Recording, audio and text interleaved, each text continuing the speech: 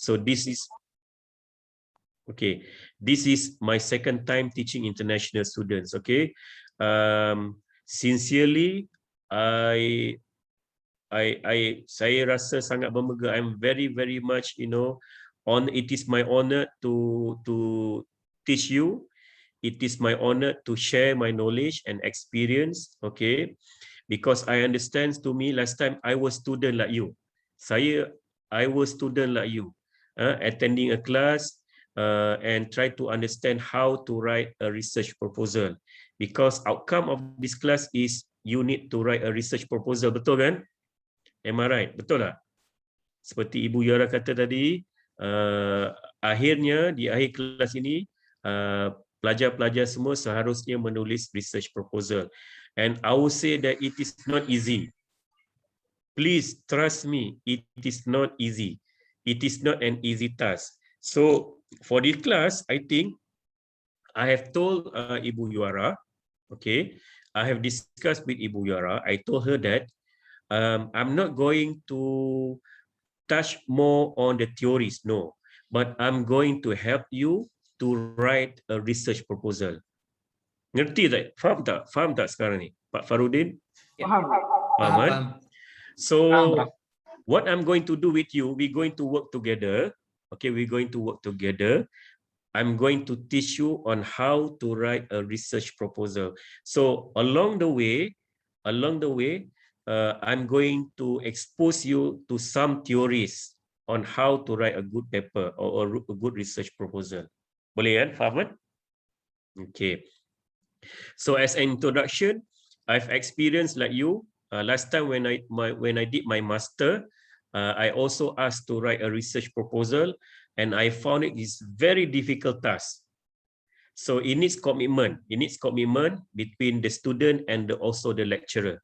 So the lecturer needs to help the student on how to write a research proposal. So my job is, I want to make sure that after week 7, selepas minggu ke-7, Pak Farudin, Pak Aslam, Pak Suryanto, Pak Agref, Pak Rifan, Pak Suryanti, Pak Asri, Ibu Rubia, Ibu Yunita, semuanya sudah boleh menulis bab 1 dan bab 2. Boleh ya? Boleh ya? Boleh tak? Boleh. Bagus. Bagus. Boleh. Saya nak sedikit positif ataupun sedikit respon daripada anda semua. So this is going to be a very difficult task. We need to work together. So in the end, you will be able to write a good chapter 1 and chapter 2. Okay. So before we start, since you are required to write a research proposal, I would like to ask you, has anybody here sudah lihat ataupun sudah bermula? Can I ask? Ada tak yang di sini di dalam kelas yang sudah bermula menulis research proposal? Anybody of you? Kalau ada, tolong angkat tangan. Di sini boleh angkat tangan tak dalam Zoom? Langsung open mic sih, Prof. Open mic saja. Ada sesiapa yang sudah bermula? Has any one of you started already? Ada yang sudah bermula tak buat research proposal? Ya, Prof. Izin, Prof. Boleh, teruskan. Ya, saya sudah mulai susun draft proposal dengan tema persepsi ya, perilaku muzaki atau perilaku konsumen kalau dalam marketing, dalam hal pengambilan keputusan menyalurkan zakat ya, berbayar zakat.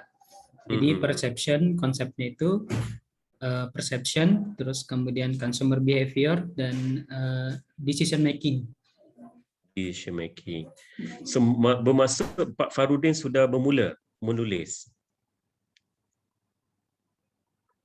Bapak terus on microphone. Yeah. Yes. Drafting bab 1, Prof. To be discussed. Okay, that's good. I appreciate your hard work. We're going to discuss in this class on your progress. Alhamdulillah. Okay, how about bagaimana dengan yang lain? Pak Suryanto, Pak Rifan, Pak Agrif, Pak Aslam? Belum, Prof. Belum, okey. Okey, saya mau tanya berapa ramai di sini yang masih belum? 15, Prof. 15 belum yang sudah satu pasien. Saya sampai Saya- terbatuk. Saya sudah mulai sedikit, Prof.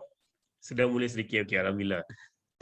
So bermaksud yang telah bermula tu alhamdulillah bagus. Yang sudah ada bab 1 Pak Fakrudin tadi. Okay, the rest of you we going to work together. Okay, nanti we going to discuss how we want to work together. Boleh Pak Aris? Nanti kita bincang bagaimana kita boleh bersama-sama untuk membantu Pak Aris, Pak Suryanto dan yang lain-lain yang masih lagi belum bermula. Okay. Okay. Bagi saya, pendapat saya, semasa saya belajar master dulu, boleh faham tak saya cakap bahasa Melayu? Boleh kan? Boleh, Boleh, Prof. paham, Prof. Boleh, Prof. Boleh, boleh, Paham. Prof. Kalau tak faham, Boleh beritahu faham. saya. Ini pengalaman saya, semasa saya mengambil master dahulu, saya disuruh atau diarahkan oleh universiti untuk menulis tesis. Saya lihat masalah utama adalah di mana tidak ada working together di antara pelajar dan pensyarah. Saya nak tahu anda ada have you any di dalam kelas ni ada tak yang di-assign supervisor untuk membantu anda menulis research proposal ni? Ada tak supervisor dilantik? Belum, Prof. Belum ada. Belum.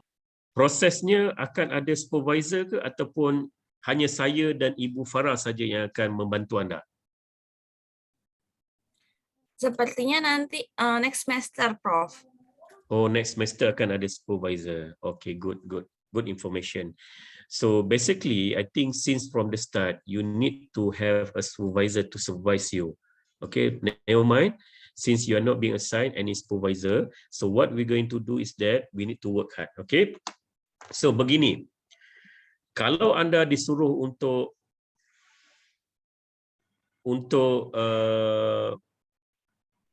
buat kereta ataupun katalah senanglah, anda disuruh untuk mencipta kereta, membuat kereta, apa anda harus lakukan? You are assigned to produce a car. What you need to do first? Ibu Siti, Ibu Rubiah, what you need to do first if you are assigned to produce a car? Pak Gigi, I think Make a it's design, Prof. finding. apa dia? Make a design. Okay, you have to go to the site. Okay, what else? What else? I think finding a gap, Prof. Finding a gap. Tak, maksud saya, anda disuruh untuk membuat kereta. Car. Kereta sama kan di Indonesia kita panggil kereta juga? Saya tak Sama, pasti. Prof. Sama. Okey, Di Indonesia okey. mobil mungkin, Prof. Mobil. Okey. Seharusnya anda disuruh untuk mencipta mobil. Apa anda harus buat? Modelnya dulu, Prof. Modelnya dahulu kan? Okey. Desain dia. Desainnya, yang paling penting desainnya. Yang pentingnya adalah anda harus tahu, you must know the car itself. Betul tak? Kalau misal kata you are required to write a novel. Kita kena menulis novel. Novel sama kan di Indonesia? Novel, buku cerita. Okay. Sama, If you were asked to write a novel, you cannot straight away write a novel without reading the novel first. Betul tak? Betul kan? Faham tak maksud saya? Pak Fakrudin. Ya. Sebelum kita menulis tesis, kita harus membaca tesis-tesis yang telah siap, yang telah sempurna oleh senior kita. Betul tak? Betul kan? Prof. So the first thing that I want you to do is that Okay, for this class, I'm going to teach you on how to write a good proposal. But before we write the proposal, I need you to refer to any thesis, okay, any thesis which has been completed in the Pakuan University. Faham Pak Aslam? Paham, Prof. Faham? Okay, good. Pak Agrif, faham Pak Agrif? Paham, Prof. Okay, good. So mean to say the first task is you need to read more thesis. The reason why you need to read the thesis is that you know the book itself. You know what are the chapters that you need to write. You know the content to write and so on. Kalau misal kata ibu-ibu dan bapa-bapa tidak membaca thesis atau tidak membaca artikel jurnal, saya pasti I'm very much sure that you are not able to complete your research proposal. Setuju kan? Setuju kan? Okay. Setuju, Prof. So for doing that, okay, ini sedikit saya nak share sedikit, boleh ibu bapa boleh kan? Kalau saya nak Pak Gigi, saya nak share screen ni, saya tekan share screen dulu ke saya tekan PowerPoint dulu? PowerPoint dulu, Prof. Okey, bagus. Minta maaf saya ni tak pandai. Boleh nampak tak? Belum, Prof. Belum, Prof. Okey. Nanti ya, Prof.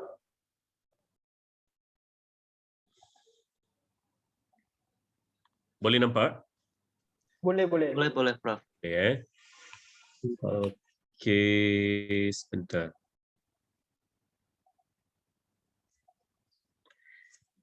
Okey.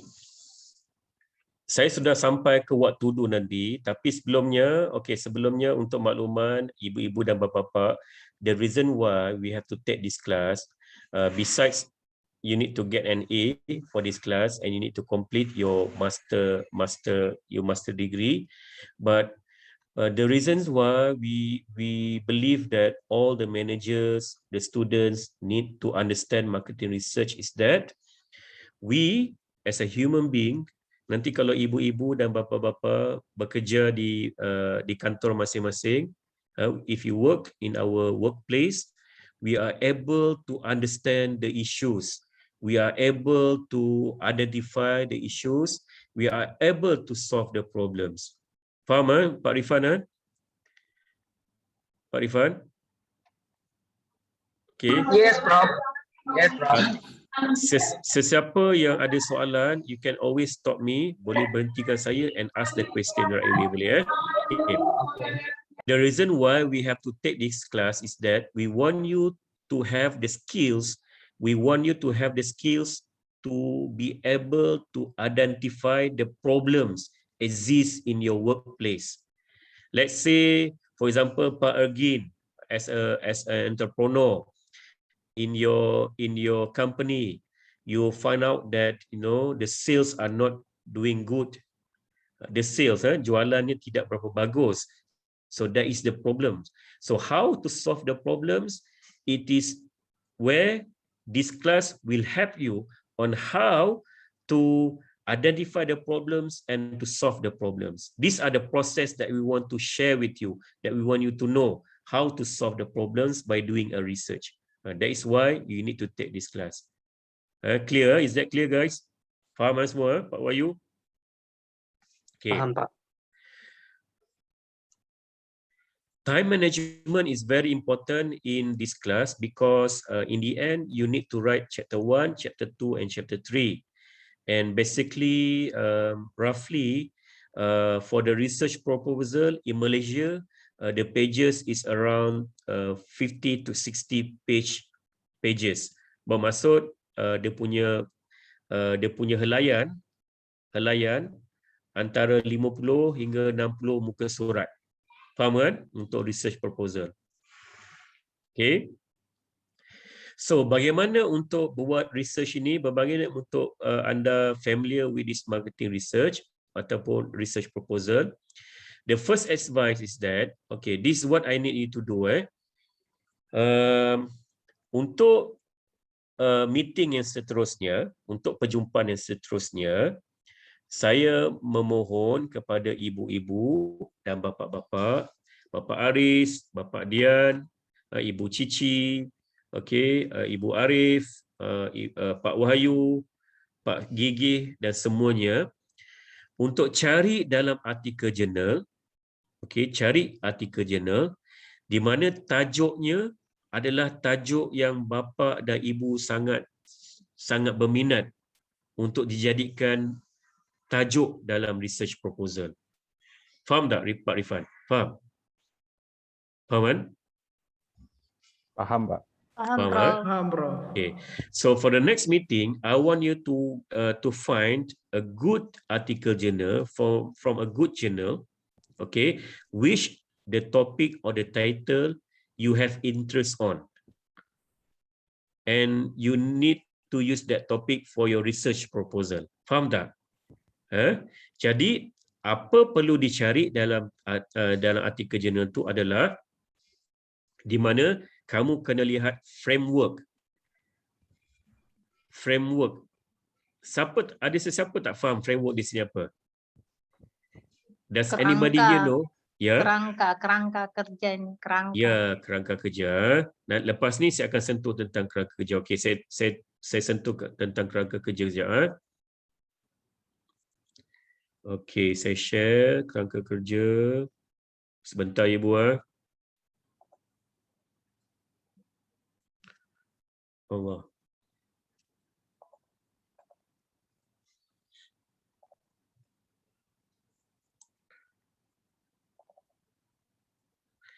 Okey, boleh nampak tak Ibu ni? Belum, Prof. Belum ya? Okey, minta maaf.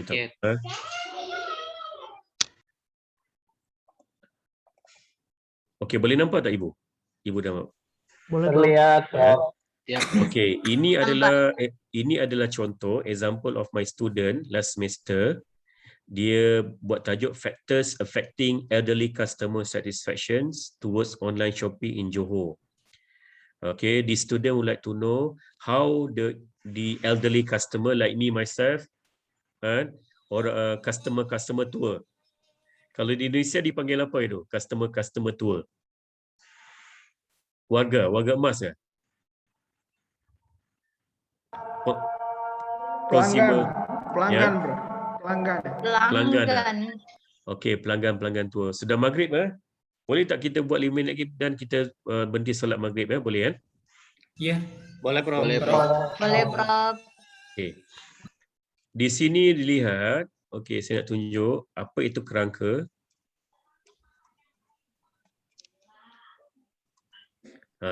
Ini adalah dinamakan kerangkanya. This is the kerangka. Boleh? Ini sangat penting dalam research proposal. Kita panggil research framework. Okay, research framework. Di mana dalam research framework ni kita ada independent variables. We have education background, product quality, brand dan shopping experience sebagai independent variables. Dan kita ada dependent variable, elderly customer satisfaction towards online shopping. Ini sebagai contoh. Faham kan?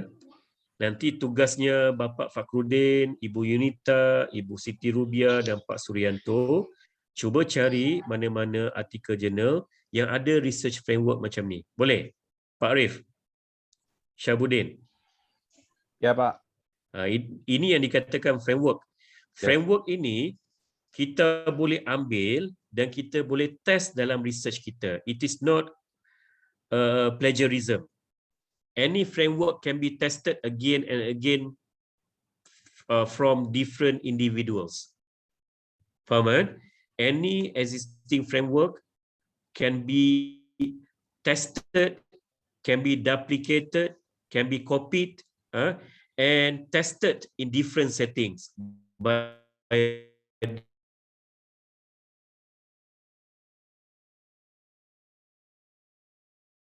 teachers. Tolong inform me, please inform me, and I'm going to clarify. Okay, these are the things that you need to do. I want you for the next meeting to try to get article journals which has this framework. Clear? Clear? Clear. Faham Clear, Prof. Okay, Just to supaya find, nanti right? apa dia? Just to find the journal only, right? Okay, Not- try not- to find the journal. Okay. And in the journal, it has framework like this. Okay. Faham? Paham, Prof. Faham kan?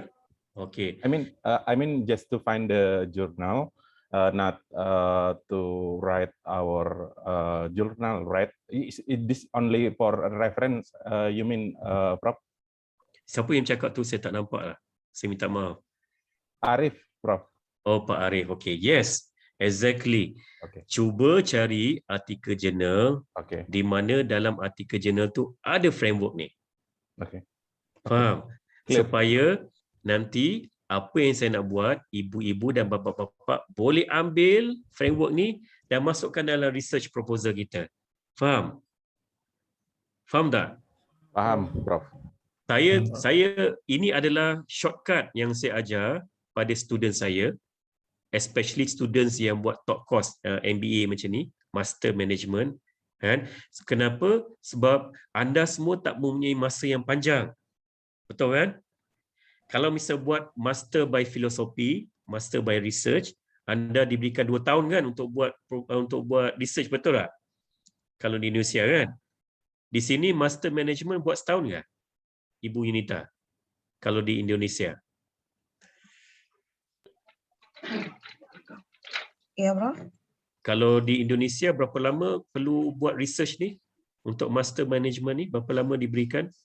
How long it is given to you to complete your research? Maybe 1 year. 1 year kan? Yeah. So anda tak pun, yes. Sorry, Professor, in Unpack, we only 6 months. 6 months, see? Yeah. Tak punya masa kan? Tak punya masa kan? Jadi, apa anda harus lakukan, cari yang framework, kan? Bila cari framework nanti kita akan mudahkan. Mungkin kita ambil 1 ataupun 2 saja di independent variables. Faham kan? Faham kan? Okey. Clear tak? Pak Aris, saya minta maaf Pak Aris, setakat ni faham ataupun ada apa-apa yang boleh saya tanya? Bisa diikuti, Prof. Bisa diikuti, alhamdulillah. Okay, this is the shortcut. Sebab saya tak mau student spend more time untuk establish the problems, untuk establish the framework and so on, because it's going to be very complicated. So apa yang kita buat reverse engineering. We do reverse engineering. We start with the framework first, then we work reverse in the reverse way. From the framework nanti kita akan keluarkan dia punya research objective. From the framework dan kita akan keluarkan dia punya research question. From the framework nanti kita akan keluarkan dia punya problem statement. Faham? Faham tak semua? So far ada tak soalan? Paham, Prof. Paham, Prof. Okay. So sekarang ni sudah jam 7 di sini di Malaysia dan saya difahamkan di Bogor adalah jam 6 petang kan? Sudah masuk waktu maghrib. Benar, Prof. Betul. Benar, Prof. Okay. Kita berhenti jam kita masuk balik jam 6.30 boleh? 6.30 waktu Bogor. Boleh ya? Boleh, Prof. Boleh, Prof. Supaya kita boleh. Semuanya Muslim kan dalam kelas ni? Saya Muslim, Prof. Muslim, Prof. Alhamdulillah. Okey. Kita masuk balik jam 6.30. Boleh ya? Boleh. Alright, thank you boleh, very Prof. much. So, tak payah leave kan? Ni Pak Gigi. Mana Pak Gigi? Ya, Prof. Saya tak berapa pandai dengan Zoom ni. Zoom. So, jangan leave Mungkin live nggak apa-apa, Prof. Nanti bisa join lagi asal ada linknya, Prof. Oh, okey, tak apa. Saya hanya off saya punya mikrofon dan off saya punya kamera. Boleh ya? Ya, boleh, Prof. Alright. Okey, selamat menunaikan solat maghrib. Kita akan jumpa lagi 6.30 waktu Bogor ya. Okey, terima kasih. Terima kasih. Alright, Thank you, Prof. Thank you. Thank you, Prof. Thank you, Prof. Boleh. Saya punya PowerPoint. Sekejap.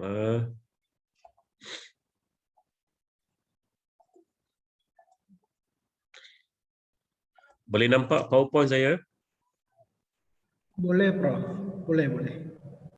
So, tadi saya sarankan semua untuk cari satu artikel jurnal di mana artikel jurnal tu adalah tajuknya anda minat, okay, that you have interest on, sebab kita nak replicate the framework, okay, and besides replicating the framework, we also like to formulate the research objective and research proposal.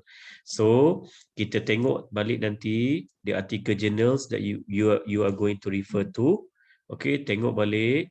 Kita akan lihat semula bagaimana dalam artikel journal tu, bagaimana research objektifnya dan research proposalnya. Okay. Untuk menghasilkan satu research proposal yang baik, I advise you, saya sarankan supaya read and refer to senior or good thesis from your institution. Baca, okay, boleh dengar saya? Dengar, Okay. Prof. Dengar, Prof. Boleh. Okay. Baca, kemudian rujuk kepada senior-senior yang telah habis membuat tesis ataupun pergi ke Pakuan Universiti, cuba cari tesis-tesis yang terbaik yang kita boleh rujuk, yang kita boleh refer to. Clear? So dalam kelas ini, anda hanya perlu read and read, baca dan baca, dan write and write. Selepas baca, perlu menulis. Faham? Kelas ini, kita struggle for writing. We need you to write. Start to write from today. Bermula daripada hari ini, bermula sekarang, cuba menulis, do not procrastinate. Boleh tak saya minta input untuk tugasan research proposal ni, you guys need to write in bahasa Indonesia or in English? Can I have some feedback? Saya tak pasti. Adakah anda perlu tulis dalam bahasa Indonesia atau bahasa in English? Ibu Yunita ataupun sesiapa, Pak Gigi? Ya, Prof. Maksudnya untuk tugas jurnal kita dalam bahasa Indonesia atau Inggris seperti itu, Prof? Tidak, untuk research proposal nanti, untuk tesis nanti. Bahasa Harus- Indonesia, Prof. Oh, bahasa Indonesia. Iya. Oh, bukan bahasa Inggeris Bukan, Prof, untuk versinya. Okey, kalau bahasa Indonesia, cuba cari cuba cari artikel dalam English yang kita boleh translate ke dalam bahasa Indonesia. Faham? Fahami? Fahami kan kita panggil? Fahami ya? Paham, Pak. Paham, Prof. Okey, bagus, good. So, perlu menulis dan menulis, do not procrastinate. Jangan procrastinate, apa maksud dia? Jangan apa? Jangan ya. Jangan delay. Jangan lambat-lambat. Okey. Nanti from today you need to write Okey, siapa menyanyi tadi? Okey, clear?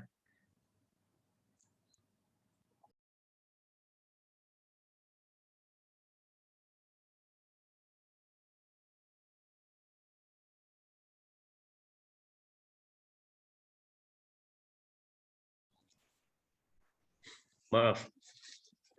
Okey. So saya ulang. Okey. Kenapa anda menduduki kelas ini? Kita menduduki kelas ini untuk mengetahui bagaimana untuk menyelesaikan masalah. Itu skill yang akan dipelajari dalam konteks ini, dalam kelas ini. Okey. Dan untuk menulis research proposal tu mungkin mengambil masa yang panjang dan energinya tinggi. Jadi kita perlu dedikasi masa untuk menulis research proposal sebab kelas ini, this class, the outcome of this class, in the end of this class, you need to write a research proposal. Okay. So untuk tugasan minggu hadapan ataupun for next meeting, saya perlukan anda semua untuk mencari artikel jurnal di mana tajuknya sangat sesuai dengan research proposal kamu. Okey, di mana dalam artikel jurnal tu ada framework, ada rangka framework, rangka study di mana kita boleh duplicate, di mana kita boleh duplicate dalam bahasa Indonesia atau bahasa lain kita panggil apa? Kita boleh gunakan semula. Faham? Di mana framework tu kita boleh gunakan semula dalam research proposal anda. Okey.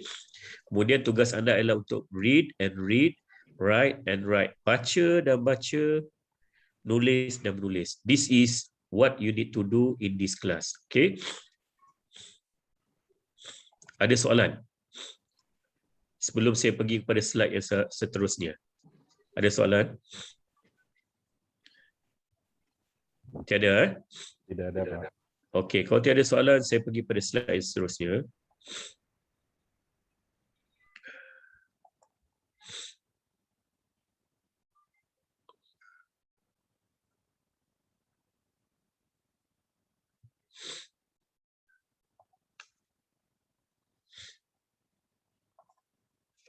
Boleh nampak Ibu?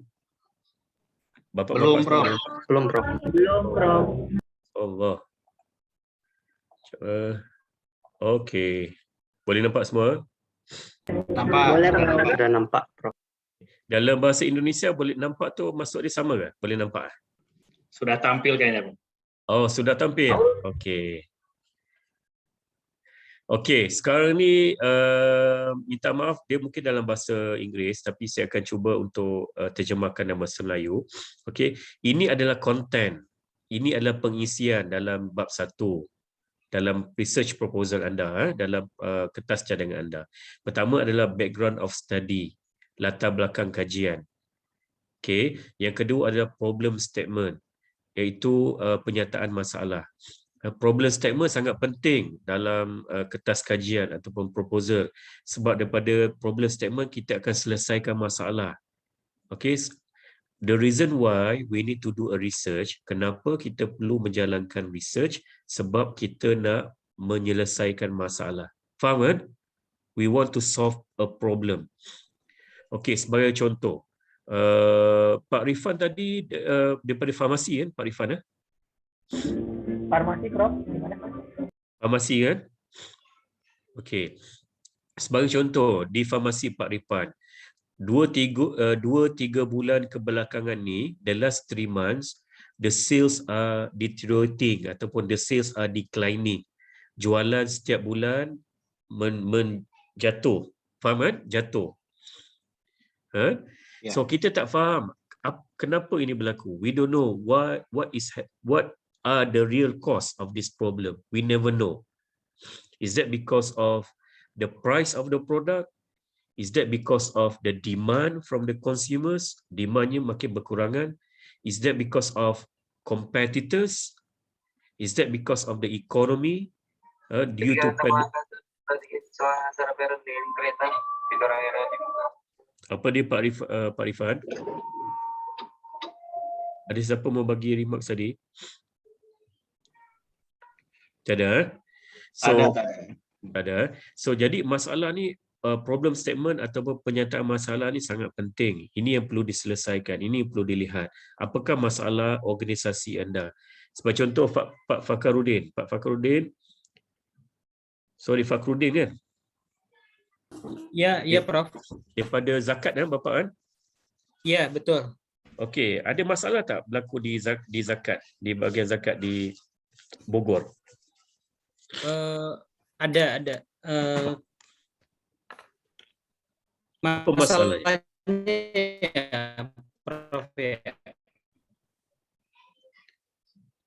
Masalahnya apa Bapak? Oh ya, masalah kaitannya dengan ini, literasi, publikasi untuk mengajak orang untuk kemudian dia bisa berzakat. Dan itu ada kaitannya dengan campaign, brand. Terus kalau untuk produknya kan ada ya, produknya itu produk zakat. Kemudian ada channelnya, channel payment. Nah, itu bagaimana kita meningkatkan kolektif dari zakat itu supaya meningkat. Jadi strategi-strategi marketingnya itu seperti apa gitu, atau strategi fundraisingnya seperti apa? Okey, baik. Bagus tu. Jadi kita kena tahu sebab sebelum kita selesaikan masalah, sebelum kita mulakan bagaimana untuk selesaikan masalah, kita perlu tahu masalahnya. Betul tak? Betul kan? Katalah sebagai contoh, ibu dan bapa demam. Demam kan? Sama kan? Demam kan? Sama, Prof. Okey, demam. Dan pergi berjumpa dengan doktor. Doktor bilang, oh ini demam saja. Dikasihnya ubat, dikasihnya paracetamol, dia diharapkan supaya demam itu hilang. Betul tak? Betul. Selalunya begitu kan. Tetapi selepas konsumi ubat itu, paracetamol, selepas 2-3 hari demamnya tidak kebal, demamnya masih lagi demam. Jadi kita boleh andaikan bahawa doktor itu tidak mencari masalah yang benar, masalah yang betul, masalah yang sebenar-benarnya, betul tak? Dia hanya membantu untuk menyembuhkan simptom. Demam itu adalah simptom. Simptom tu datang daripada masalah yang sebenar. Mungkin kemungkinan besar dia demam tu sebab ada jangkitan dalam paru-parunya sebagai contoh. Jangkitan kuman. Faham jangkitan kuman? Okey. Jangkitan kuman tu menyebabkan dia demam. Jadi doktor hanya bagi dia paracetamol untuk kurangkan panas dia, tapi jangkitan kuman dalam badan masih lagi ada. Faham tak? Faham tak kawan-kawan di sini? Paham, Prof. Okey, jadi di sini kita sebagai researcher, kita sebagai marketer, kita perlu tahu bagaimana untuk identifikasi masalah yang sebenar. Sebagai contoh, katalah Pak Rifan, farmasinya jualannya makin rendah. Apa sebenarnya masalah ni? Kita tidak tahu. Jadi kita kena buat research, kita kena buat kajian. Okey. So ini yang kita nak anda faham bahawa dalam kelas ini kita nak pastikan bahawa pelajar faham ataupun erti bagaimana untuk menyelesaikan masalah. Core-nya di sini, yang paling penting di sini dalam kelas ini, selain daripada membuat kajian dan juga menghasilkan research proposal, anda harus faham, anda semua harus faham, anda semua harus erti bagaimana untuk selesaikan masalah dan bagaimana sebelum menyelesaikan masalah, bagaimana untuk identifikasi, untuk mengetahui apa masalah yang sebenarnya. Okey. Selain daripada problem statement, kita ada perlu research question. Okey, soalan kajian.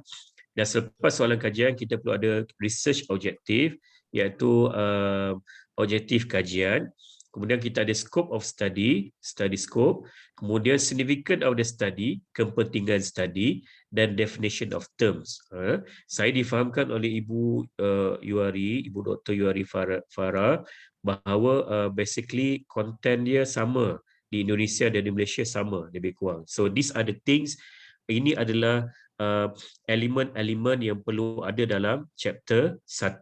Faham dalam bab 1. Faham kawan-kawan? Paham, Prof.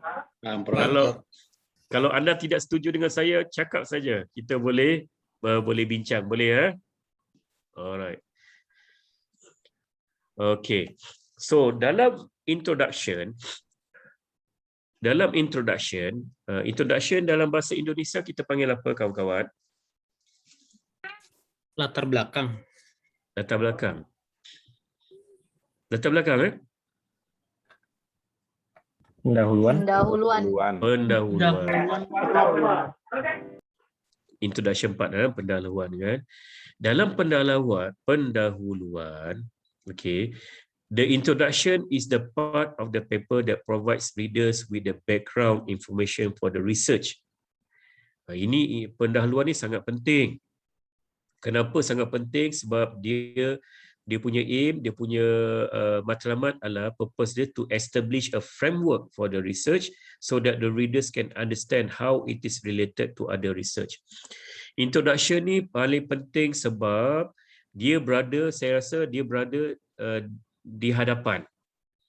Bila dia berada di hadapan, dia adalah the first part, the pages that the readers will read first. Betul tak? Sebab dia berada di hadapan. Jarang kita terima buku, kita terus buka di belakang. Betul tak, Pak Dian? Betul tak, Pak Dian? Kalau Pak Dian terima novel, terima Quran tu surat khabar di Indonesia kan? Tapi Quran mungkin berlainan. Quran kadang-kadang kita buka di belakang.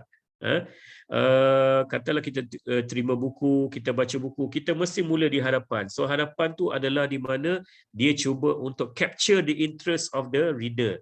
Dia nak tangkap minat pembaca. So the first part, introduction tu sangat penting supaya pembaca tu mula kita akan pastikan mereka mula baca kita punya kajian. Nak pastikan mereka berminat. We want them to have interest on our research. So the first part, which is chapter 1 in your research proposal, is very critical. Sangat penting kerana kita nak pastikan pembaca mula baca kajian kita dan seterusnya membaca dan keep on reading and until the last page of your thesis. Okay.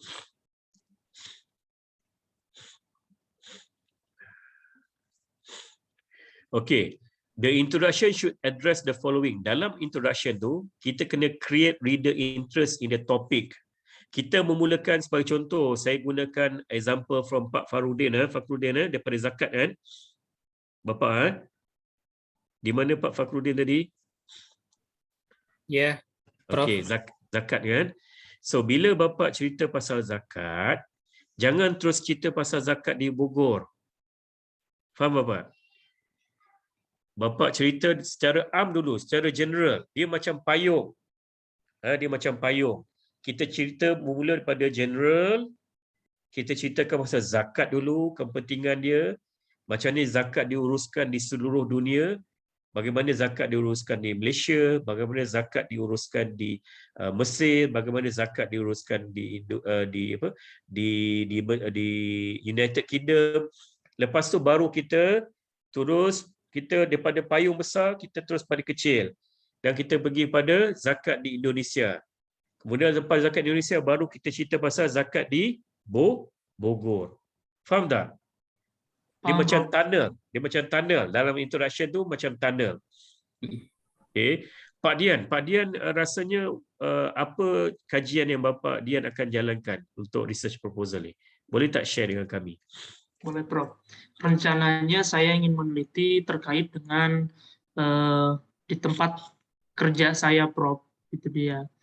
Karena kan kebetulan saya kerja di pendidikan juga, kerja di salah satu kampus di Kota Bogor, yang rencananya saya akan riset di tempat kerja, ya, terkait dengan introduction ataupun pendahuluan, mungkin yang tadi Prof sampaikan, itu ibaratkan seperti payung, sehingga artinya kita berbicara general dulu, berbicara makronya dulu, setelah itu lebih mengerucut, gitu ya Prof ya?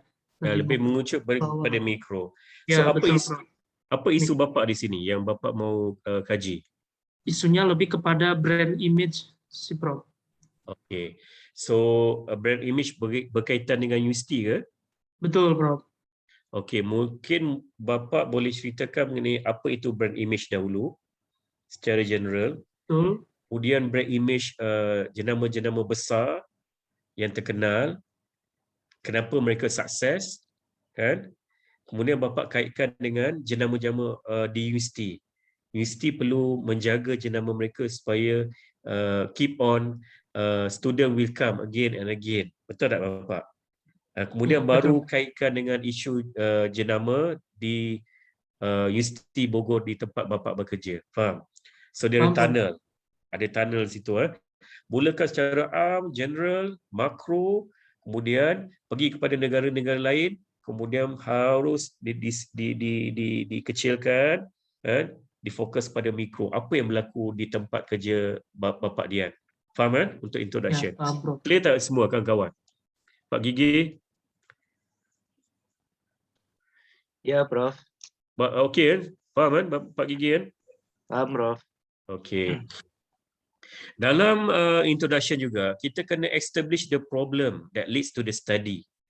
Okay, problem is very, very important in any study, in any research. Sebab problem itu adalah heart of the thesis or heart of your research proposal. Dia adalah jantung.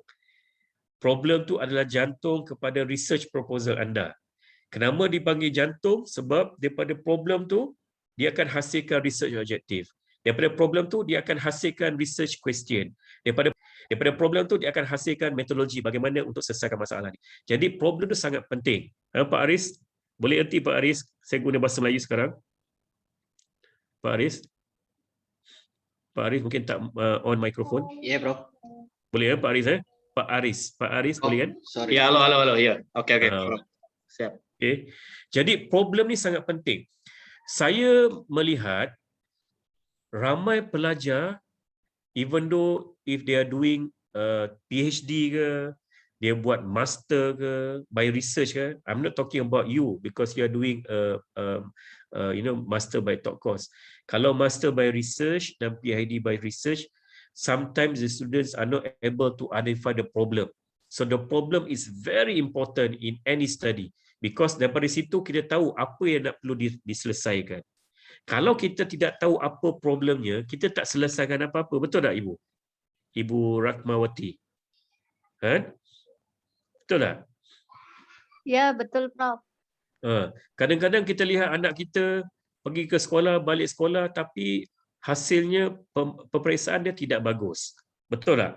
Jadi kita tahu apa masalah sebenarnya, kita tak tahu, betul kan?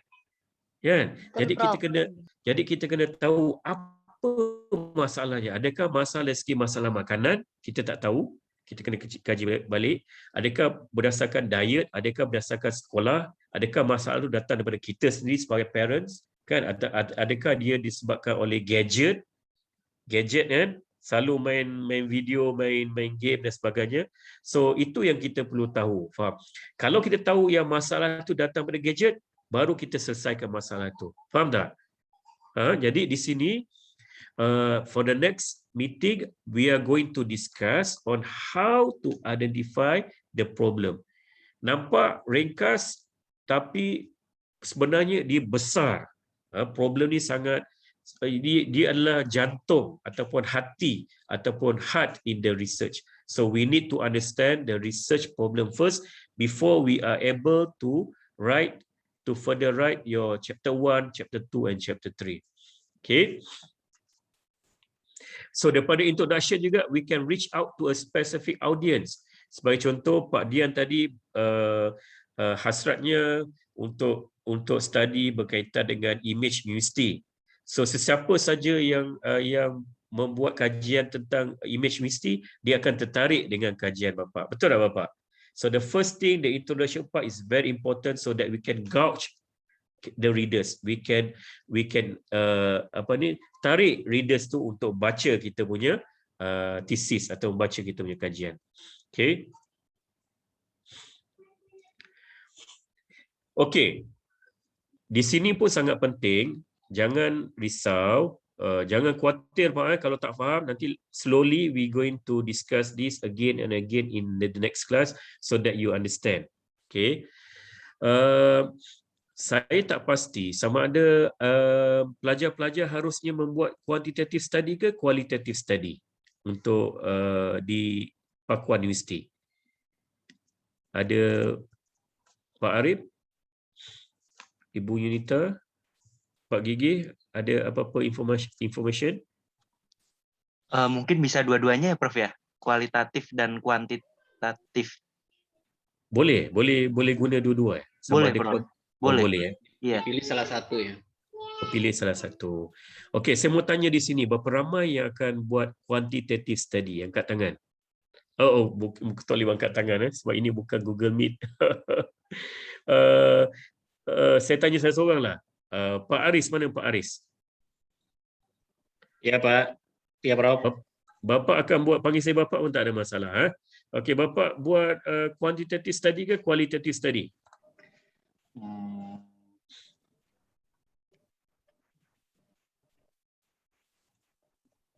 Kualitatif kayaknya Prof. Kualitatif kan? So Bapak akan interview sajalah kan? Iya Prof. Okey. Ni dia ni bapak ke ibu? Saya tak pasti. Dia ni Laki-laki Prof. Oh, Saya, lelaki. Prof. Di mana Pak Dian? Saya tak nampak mukanya je. Ini Prof. Macam mana mau nampak? Oh, Pak Dian ya, okey depan saya. Okey, buat quantitative study ke qualitative study? Sepertinya dua-duanya Prof, kualitatif dan kuantitatif. Boleh tak pilih satu? Kalau pilih dua nanti saya takut nanti tak punya masa untuk habiskan. Baik Prof. Sebab nanti kompleks. Prof. Kuantitatif. Okey, bagus. Kuantitatif. Pakai questionnaire. Betul Prof. Okey, bagus. Okey, Ibu Cici kan? Mana tu Ibu Cici? Okey, Ibu Cici hasratnya mau kuali ke kuanti? Baik, Prof. Untuk proses interview atau kuesionernya dalam bentuk kualitatif yang nantinya akan dikuantitatifkan. Seperti itu, Prof. Dia tidak ada yang kuali tu kuanti, tak ada. Sekarang ni pilih sama ada quantitative study ke ataupun qualitative study. Baik, kuantitatif, Prof. Kuantitatif, okey, Yes. good. Okey, Pak Surigato Surigato. Mana di sini Pak Surigato? Ya, Prof. Saya tak nampak tidak Halo? tampil lagi. Ya, tampil. Macam mana mau tengok semua? Saya tak pastilah di Zoom ni. Oh, Okey, geser, Pak. Prof. Okey, Pak Suryanto. Okey. Pak Ya, Suryanto cikgu sekolah kan? Iya, Prof. Guru Cikgu. kan? Okey. Sekarang mau buat quantitative study ke ataupun qualitative study? Iya, kualitatif, Prof. Kuali Bapak? Kuanti. Oh, kuanti. Okey. Iya, pengaruh Bagus. faktor aku mengerti ya. Alright, good. Okey, Pak Arif Ridwan. Pak Arif Ridwan di mana? Kuantitatif, Prof. Karena kan ingin Kuantitatif. menjelaskan ini ya, apa pengaruh variabel terhadap variabel yang lainnya. Okey, bagus. Okey, ini Ibu Rahmati. Di mana Ibu Ya, Prof. Rahmati? Rencananya kuantitatif, Prof. Kuantitatif. Okey. Pak Arif. Sudah, Prof. Kuantitatif, Prof. Kuantitatif, alhamdulillah. Okey, Pak saya silap tulis. Fedrin. Di mana ni?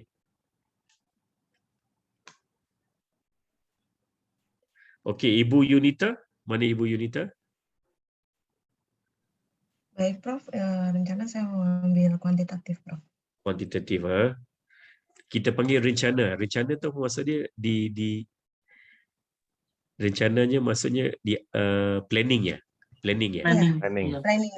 Okey. Kuantitatif. Bagus, saya mau belajar bahasa Indonesia lah. Nanti senang datang di sana boleh baca. Saya lama di Sabah, 20 tahun di Borneo. Jadi bahasa dia mirip-mirip sikit macam bahasa Indonesia lah.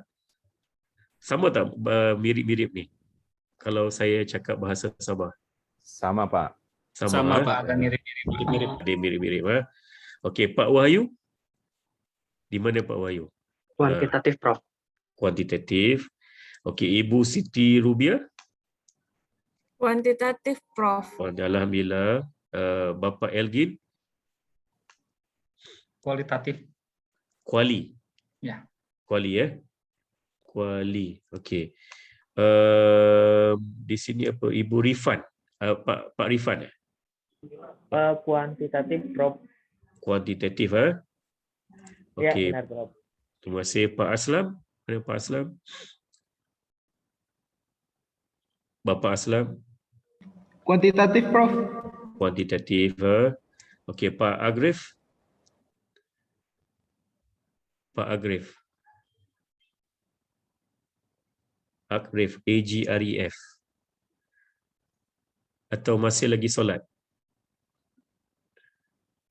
Tak ada. Pak Gigi? Bapak Gigi? Kuantitatif, Prof. Ya, kuantitatif, Prof. So, direncana di sini Pak Aris dan Bapak Elgin buat kualitatif kan? Hanya dua saja kualitatif. And the rest of you going to do quantitative kan? So quantitative study kita dia beda dia. Untuk quantitative study we are going to look into the relationships. Dalam quantitative study kita lihat apakah faktor-faktor yang mempengaruhi faktor-faktor lain. Begitu kan? Erti kan? Tetapi kalau qualitative study we never know the relationship. So the title will be very general because we want to explore. Dia punya tajuk dia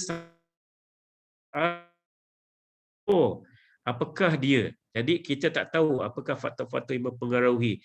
Jadi nanti untuk Pak Aris dan Pak Elgin saya akan masukkan juga nanti PowerPoint yang berkaitan dengan how to write a qualitative study. Okay. Secara amnya sama, tapi approach-nya beda. Research methodology dia beda. Literature review sama, bab 2 sama, bab 1 lebih kurang sama, bab 3 completely different. Sangat beda untuk qualitative study.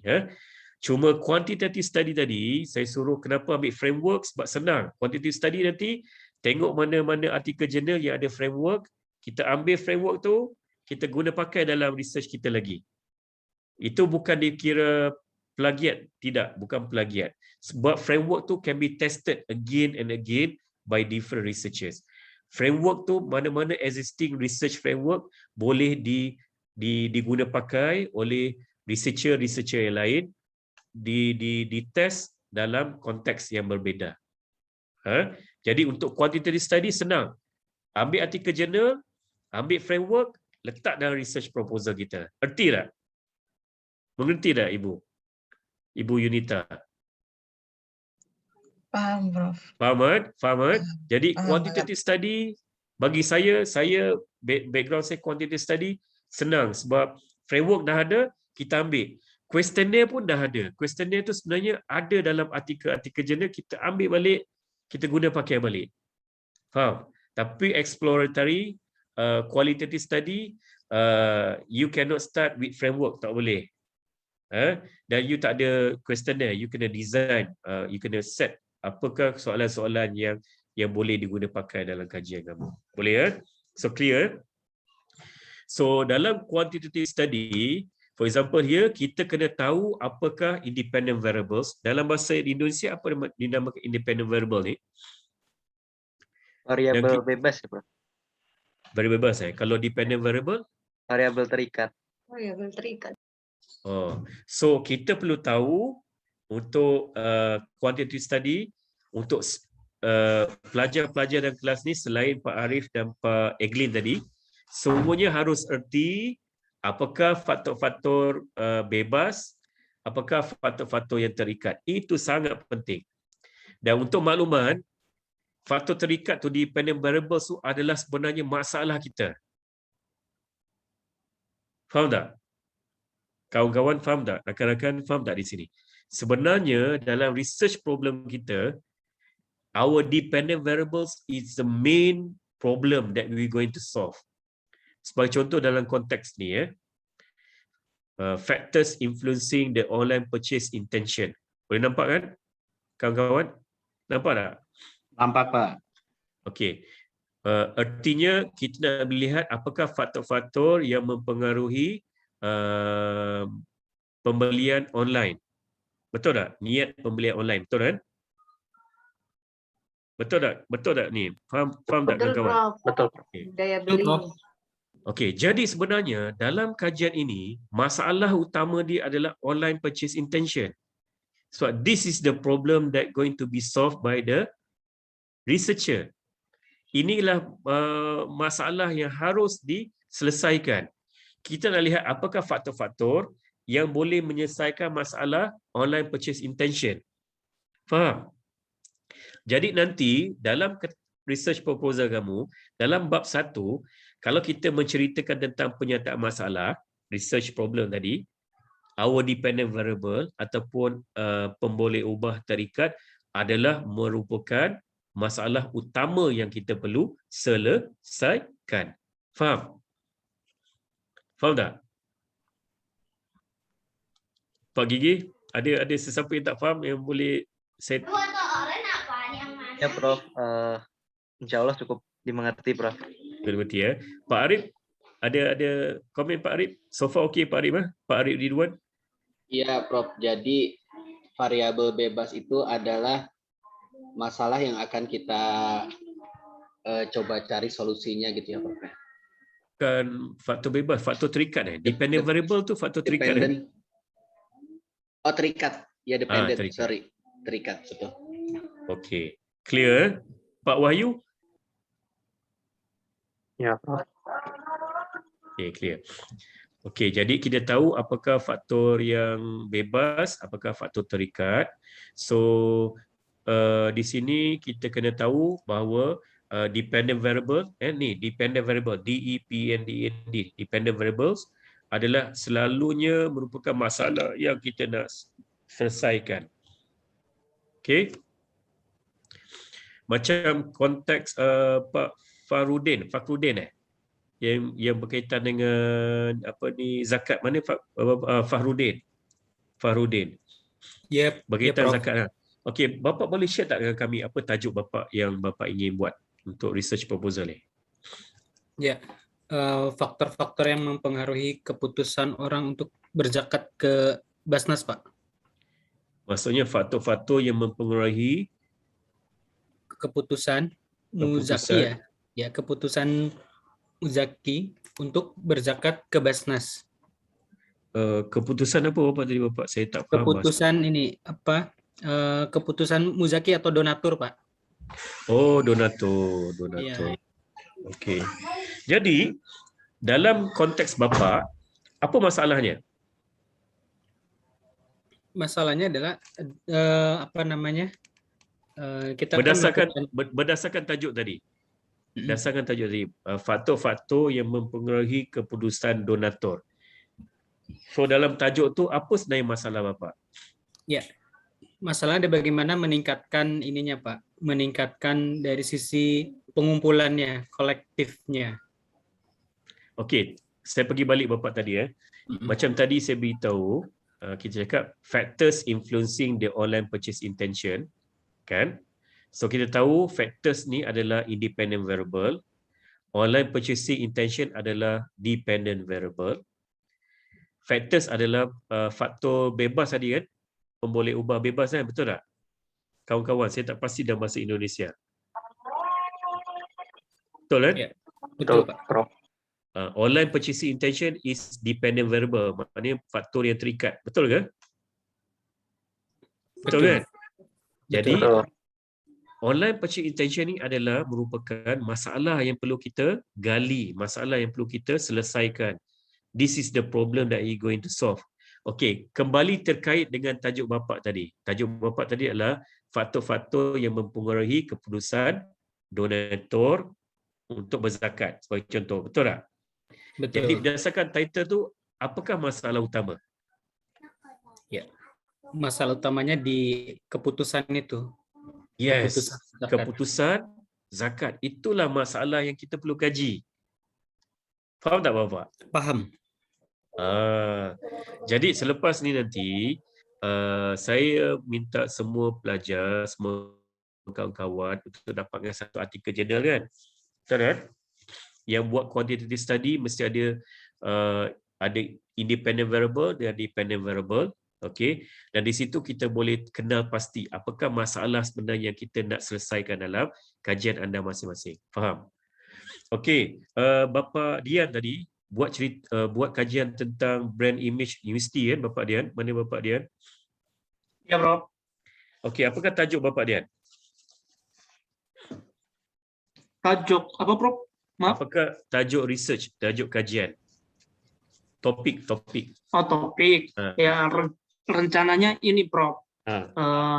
Pengaruh. Sebenarnya memang belum ada rencana yang matang, Prof. Tapi sedikit ada gambaran lebih kepada merek gitu, Prof. Kalau tidak brand atau enggak citra merek, Prof, itu. Citra merek. Ada tak sesiapa di sini yang sudah ada tajuk kajian? Yang sedang rencanakan tajuk ataupun topik kajian? Adakah? Title, study title ada selain daripada Bapak Fahrudin? Belum ada lagi ya? Ada Prof, saya Prof. Okey, siapa dia? Mungkin kita boleh share. Prof. Bapak Gigi. Okey, macam mana Bapak Gigi? Ya Prof, saya berencana mengambil judul mengenai kualitas produk dan kualitas pelayanan terhadap keputusan pembelian, Prof. Okey, bagus. Okey, berdasarkan tajuk tadi ataupun topik tadi, apakah masalah dalam kajian Bapak Gigi? Ya, masalahnya adalah keputusan pembeliannya tadi, Prof. Bagus. Clear tak di sini? Itu adalah sebenarnya yang kita perlu selesaikan masalah. Kita boleh lihat apakah keputusan pembelian tadi. Betul tak? Bagaimana untuk melihat keputusan pembelian tadi, kita lihat kualitas pelayanan dan apa lagi tadi Bapak? Satu lagi? Kualitas produk, Prof. Kualitas produk tu mungkin boleh menyelesaikan keputusan pembelian. Faham? Jadi dalam penyataan masalah kita harus fokuskan kepada keputusan pembelian. Faham Bapak Gigi?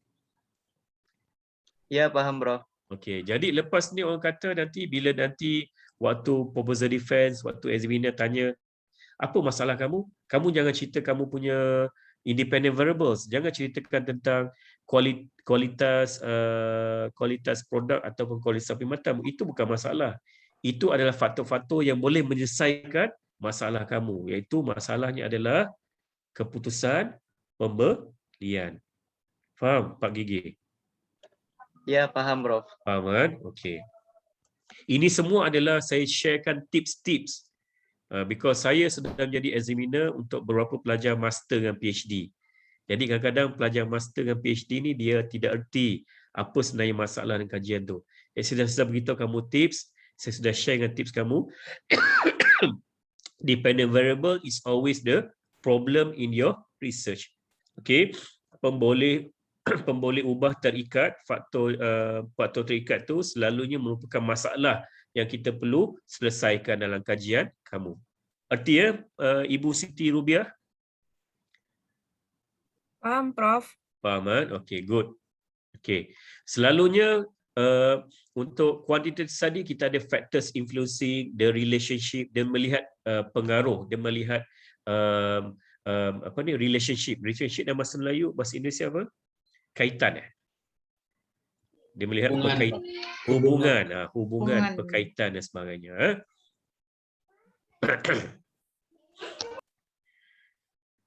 Okey, ini siapa ni? Ini khas untuk Pak Aris dan Pak Eglin.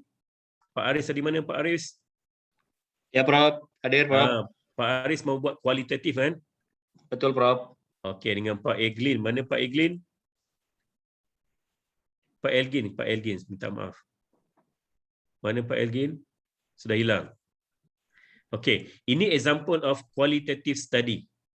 Sebagai contoh, impacts of robotic process automation on accounting services. Dalam qualitative study, kita tidak ada independent variable dan tak ada dependent variable. Sebab kita nak explore. Kita nak teroka, explore. Bahasa Indonesia pun ada explore kan? Teroka. Kita nak teroka apakah faktor-faktornya. Dan dia tidak perlukan research framework. Jadi approach dia berbeza dengan approach quantitative study.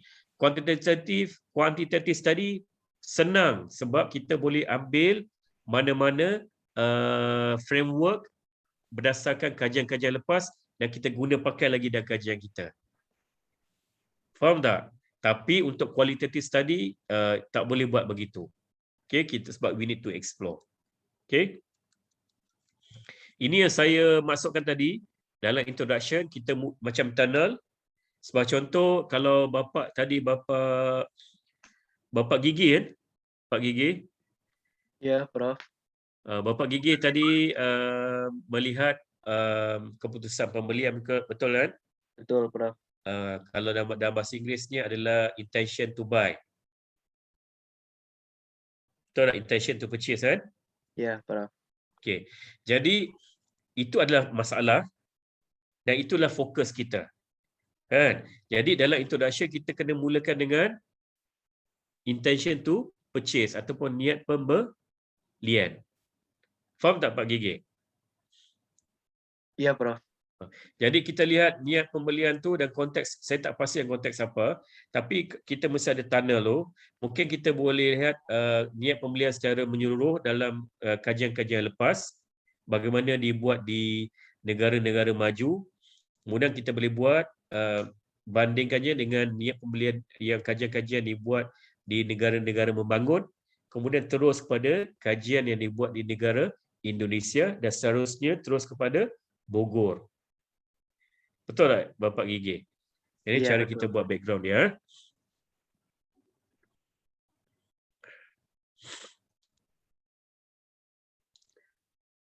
Okey.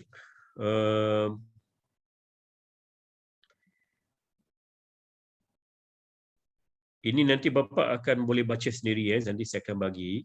Okey. Ini adalah identification of problems. Itu problems kita. Yang saya bincangkan tadi. Kenapa problem tu penting, masalah tu penting, sebab daripada problem tu kita boleh generate hypothesis. Daripada problem tu kita tahu apa the conditions of the research. Daripada problem tu kita boleh identify the variables. Okey, dalam kes Pak Farudin dalam konteks apa tadi, keputusan untuk donate kan, keputusan untuk donate atau sumbang. Kalau dalam bahasa Malaysia membuat sumbangan. Keputusan untuk buat sumbangan tu, okey, kita tahu apakah faktor-faktor yang membuat yang lead atau mempengaruhi keputusan untuk menyumbang berdasarkan kajian-kajian lepas. Okay. So what is a problem statement? It's a clear description of the issues. Kita gunakan dependent variable is always the main problem. Okay. Kita kena stress on the 5 W's. 5 W di sini adalah sebagai contoh who, what, where, how and when. Itu elemen-elemen yang kita kena tekankan sebagai contoh. Sebagai contoh di sini. A problem statement is a clear, concise description of the issue to be addressed by a problem-solving team.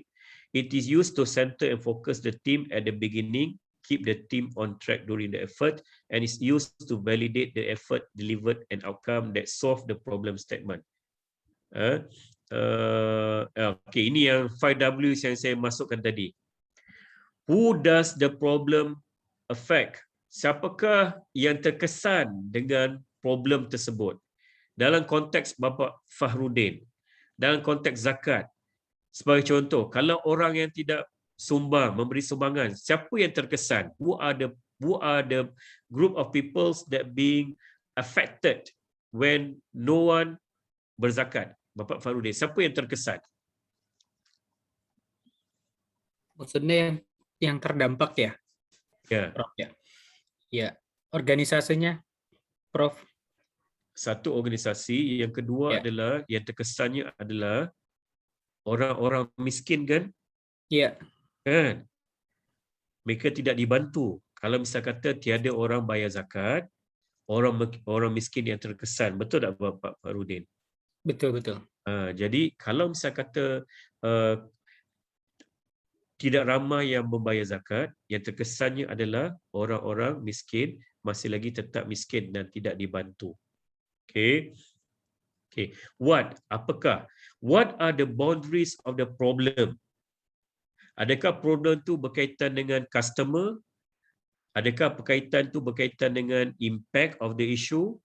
Adakah what itu adalah berkaitan dengan apa yang menyebabkan masalah tersebut? Okay. When does the issue occur? When does it need to be fixed? By contoh, banyak perkara yang terkesan selepas COVID-19. Betul tak? Bapak Aris, Pak Arif, Pak Gigi, Ibu Rahmawati, betul kan? Betul, Prof. Kan? Betul, Prof. Macam saya, we stay at home, we work from home, we eat at home, we do everything at home. Betul tak? Betul, Prof. Lama-lama muka saya pun jadi bulat. Sebab because we stay at home. Jadi kesannya bila kita terlampau lama duduk di rumah during the pandemic, when we are talking about when, kesan pandemic, kesannya adalah makin ramai akan put on weight ataupun makin ramai yang membulat seperti saya lah sebagai contoh. Okay, betul tak? So ini adalah masalahnya. During the pandemic we cannot go out, we have to stay at home. Okay, then when we stay at home, we eat at home, we don't do much exercise, of course you put on weight. Betul kan? Makin membesar Bapak Farudin lah. Ini saya, bukan Bapak Farudin, saya dalam konteks saya. Okay, where? Apakah isu, di mana berlakunya? Sebagai contoh Bapak Fakrudin, ada banyak cawangan kan di Bogor kan, cawangan untuk pusat zakat. Di manakah pusat zakat yang sangat kurang sumbangannya? Di mana Bapak Farudin? Di Bogor hanya ada satu saja Bapak, pusat untuk membayar. Betul. Kalau yang konteks tempatnya itu di pusatnya, Prof. Okey. Kita lihat di Pulau Jawa sebagai contoh. We look within the context of Pulau Jawa. Ada banyak cawangan ya Bapak kan untuk membayar zakat kan. Kita lihat di Betul. manakah tempat yang paling kurang menerima sumbangan. Itu kita boleh jadikan sebagai contoh untuk kajian. Kenapa di sana kurang orang membayar zakat? Faham tak Bapak? Erti? Paham, paham, Erti ya? paham, Pak. Okey. Why it is important that we fix the problem. Kita kena masukkan kenapa kita perlu menyelesaikan masalah ini. Sebagai contoh dalam konteks Bapak Dian tadi. Why is it so special to understand the University Image? University Image as a brand is very important because nowadays most of the students kan macam Bapak diberi pilihan. Bapak boleh pilih universiti mana di Indonesia. Ada banyak universiti yang terbaik, ada universiti yang bagus, ada universiti yang kurang bagus. Betul tak Bapak? Kan? Kebanyakannya akan cuba pilih, most of the students will choose good university. Betul kan? Most of the students will choose the good university. So this is very important to study the university image so that we can know, we understand that people will come to our university. Pelajar-pelajar akan datang ke universiti kita kalau university image kita bagus. Berarti ya Pak Dian? Berarti Pak. Okay, good. Okay, saya akan bagi example di sini, boleh baca nanti. Okay, dalam penyataan masalah, nanti saya akan bagi juga perkataan-perkataan yang harus ada dalam penyataan masalah. Sebagai contoh, lister research. Dan kita lister research maksudnya ada kurang kajian dibuat. Ataupun kita tekankan 5W tadi, yang where. Sebagai contoh dalam konteks Bapak Fakhruddin, di mana tempat yang paling kurang dapat sumbangan. Betul tak Bapak? Itu akan jadikan masalah dan kita akan selesaikan masalah itu, kita akan kaji kenapa kurang sumbangan. Sebagai contoh, katalah di seluruh pulau Indonesia, katalah Bali di pulau Indonesia, Pulau Jawa. Bali. Di luar Pulau Jawa, Prof. Okey, sebagai contohlah, Bali. katalah di Pulau Bali paling kurang orang buat sumbangan. Apa andaian kita boleh buat, Bapak Fakhruddin, kalau di Pulau Bali kurang sumbangan zakat? Ya, lebih ke publikasinya sih, Prof. Publikasi, literasi, terus lebih ke komunitasnya. Kita boleh andaikan bahawa di Pulau Bali itu kurangnya Muslim. Betul tak Bapak? Kan? Itu masalahnya bila kurang Muslim, jadi kutipannya, sumbangannya tidak tinggi, sebagai contohlah. Okey. Jadi ini elemen-elemen yang perlu ditulis dalam problem statement. Who, what, when, where dan why.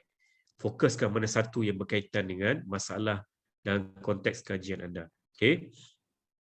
So masukkan elemen-elemen sebagai contoh, little research has been done. Dan kita masuk ada contradict sebagai contoh. Sebagai contoh kita tahu bahawa makin ramai jutawan sama orang kaya, betul Bapak dia Pak Aris dalam Indonesia. Sama Prof, sama. Okay. Makin ramai jutawan di kalangan orang Islam dilahirkan di Pulau Jawa. Tetapi kutipan zakat dari tahun ke tahun menunjukkan penurunan. Faham tak Bapak? Dia ada tetapinya. Kan kita lihat ramai jutawan Muslim, tetapi dalam konteks pembayaran zakat makin lama makin kurang. Jadi di situ ada kontra dia. Kan kita lihat, oh ini dia merupakan satu penyataan masalah yang bagus, yang baik. Ada kontranya. Jadi kita boleh highlight. Jadi kita boleh selesaikan masalah itu. Kenapa? Why? Okey. Okey. Nanti saya bagi contoh-contohnya di sini. Okey. Sekarang ni jam berapa Bapak? 8.30. Seharusnya habis jam sekarang ke macam mana Bapak? Kelas seharusnya habis jam berapa? Saya pun tak pasti. Jam 8.30 Prof untuk waktu Indonesia. Oh, sekarang di waktu Indonesia jam berapa? Jam 7:30 Prof. Jam 7:30. Jam 7:30. Kamu semua tak lapar ke? Lapar Prof. Sedang Kamu boleh menahan, Prof. Dengan 10 Papua. kamu boleh terima lagi ke? Sebenarnya saya banyak mau cerita, tapi saya faham kita ni manusia, kita perlu makan, perlu tidur, perlu minum, perlu Mohon, Prof. rehat. Jadi saya mau tanya, adakah perlu saya sambung ataupun perlu berhenti di sini saja? Sampai jam 8 aja Mas Gigi. Ya, boleh Prof. Mungkin sampai jam 8 Prof. Setengah jam lagi Prof. Oh, setengah jam lagi. Kamu masih lagi berminat? Untuk teman-teman yang lain mungkin ada usulan atau mungkin ingin berakhir sampai di sini dulu. 30 menit lagi juga nggak apa-apa. Boleh. Boleh Prof. Anak-anak 30. Boleh, anak-anak Prof. tidak Sampai kacau. jam 8, Prof. Boleh, Ya. Prof. Saya suka cakap bahasa Malaysia, Prof. Boleh pun. Sambil kita belajar bahasa Malaysia juga, Prof. Oh, boleh. Saya takut nanti sesiapa yang ada isteri sudah marah dah kata. Kenapa lambat sangat? Ya. So setiap hari belajar sampai jam 8.30. Setiap hari kelas.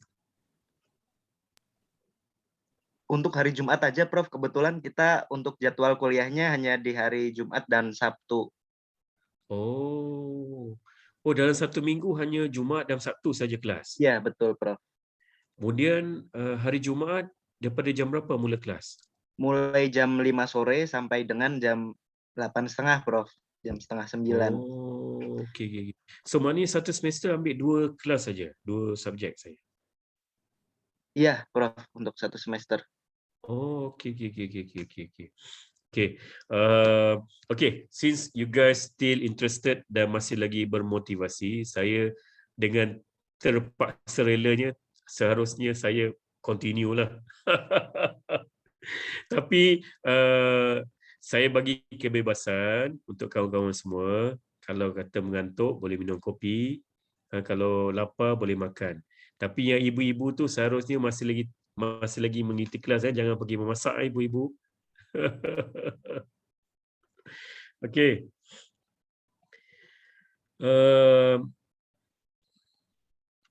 Okey. Saya nak sentuh pada research question dan research objective. Ini sangat penting. Okey. Research objective, research question, berbalik pada problem statement tadi. Daripada problem statement kita akan keluarkan research objective. Daripada problem statement kita akan keluarkan research question. Daripada problem statement nanti kita akan keluarkan kerangka kajian. Daripada problem statement tu kita akan keluarkan hipotesis, dan pada problem statement juga kita akan keluarkan apa research metodologi yang patut kita buat. Faham? Jadi research problem sangat penting. Okay? Dan di sini saya nak introduce, saya banyak bagi tips ni, introduce mirror effect. Tahu tak mirror? Apa maksud mirror? Man in the Mirror. Pernah dengar tak lagu apa ni? Michael Jackson. Cermin. Cermin, bagus. Pernah dengar tak lagu Michael Jackson, Man in the Mirror? Oh, kamu generasi Z ni, Z dan Y. Saya generasi X yang sudah tua. Saya dibesarkan dengan lagu-lagu Michael Jackson. Lagu-lagu Michael Jackson, lagu-lagu lama-lama lah. Mungkin zaman-zaman kamu lagu bahasa Inggeris apa yang popular dulu? Masa kamu budak-budak dan dewasa, teenagers. Boleh share lagu apa? Michael Learns to Rock. Oh, Michael Learns to Rock itu zaman-zaman saya. Saya kalau lagu-lagu Indonesia, saya dibesarkan dengan lagu-lagu Bori Marantika. Lagu apa? Kemarin, pernah dengar lagu Kemarin? Jimmy apa? Kamu pun tak pernah dengar kot. Ruth Sahanaya pernah dengar lagu penyanyi ni? Tak pernah dengar? Iya, Pernah Prof. Ya, Sahanaya. Prof. Iya. Yang Taulah namanya, Prof. segalanya. Kalau segalanya. Itu zaman-zaman Ya. kecil saya lah. Mungkin Ibu Ratmawati mungkin Ya, sama Prof. umur dengan saya. Ibu Ratmawati pernah dengar lagu ni? Michael Jackson, Man in the Mirror. Waktu masih kecil kali ya, Prof. Masih kecil. Jadi, yang pentingnya di sini, apa pentingnya adalah mirror effect, kesan cermin kan. What we see on the mirror, apa yang kita lihat dalam mirror, dalam cermin tu, Pak Wahyu. Kalau misalnya kata Bayangan Pak ya. Wahyu duduk depan cermin, apa Bapak nak lihat depan cermin Pak Wahyu? Pantulan diri. Pantulan diri ya, Bayangan. betul tak? Kan? Ya. Kalau ada spek, mesti ada spek kan. Kita akan rasa cemas di mana kita pakai spek, tapi di depan cermin tengok kita tanpa spek. Itu perlu cemas lah. Betul tak Pak Wahyu? Betul. Sebagai contoh, kita pakai spek ni, tapi bila kita depan cermin, kita tengok kita tak ada spek, tanpa spek. Itu perlu cemas lah, kena cepat-cepat jumpa ustaz. Serem, Prof. Ya, jadi dalam konteks ini, research objektif kita, research question kita, mestilah pantulan daripada research problem. Nanti saya akan ajar apa itu. Dia konsisten. Dalam academic writing, it must be consistent. Saya beri contoh. Saya beri contoh di sini. Siap.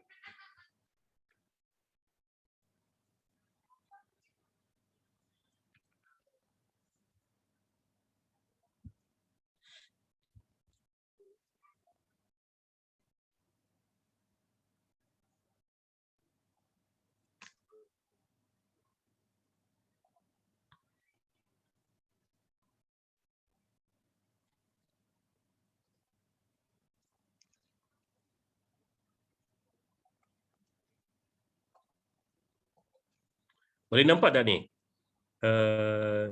Research proposal ni pada student saya. Boleh nampak tak kawan-kawan? Nampak. Okey, tengok Kenapa saya kata mirror effect? Tengok Okey.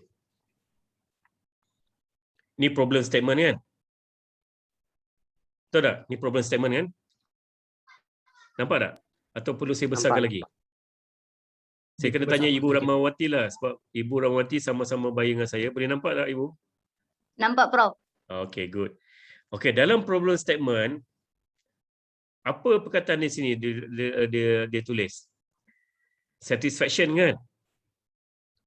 Satisfaction towards online shopping among elderly. Maksudnya, satisfaction dalam bahasa Indonesia apa? Kepuasan.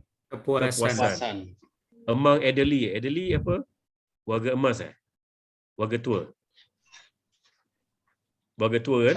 Lansia. Menolak. Lansia tu apa Ibu? Sebab di sini di Malaysia, lansia tu macam hantu orang langsui. Lansia lanjut usia, Prof. Oh, Jadi minta maaf. usianya Singkatan, Prof. Di disingkat. Malaysia mungkin apa ya, laskar tak berguna ya? Tak, kalau di Malaysia itu di hantu. Bahaya kalau dia pakai di Malaysia. Okey, itu hantu yang selalu terbang malam-malam tu. Kalau langsui tu panggil. Okey, kita lihat dalam problem statement dia, pertama adalah satisfactions among elderly. So apa yang kita boleh andaikan di sini? Apa yang kita boleh rumuskan di sini? Apa sebenarnya masalah di sini dalam problem statement ni? Apa masalahnya di sini? The main problem here. Kawan-kawan.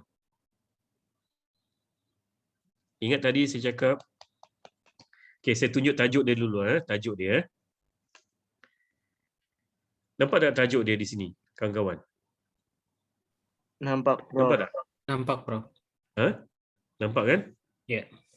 Okey, cuba Ibu Rahmawati bacakan apa tajuknya di sini.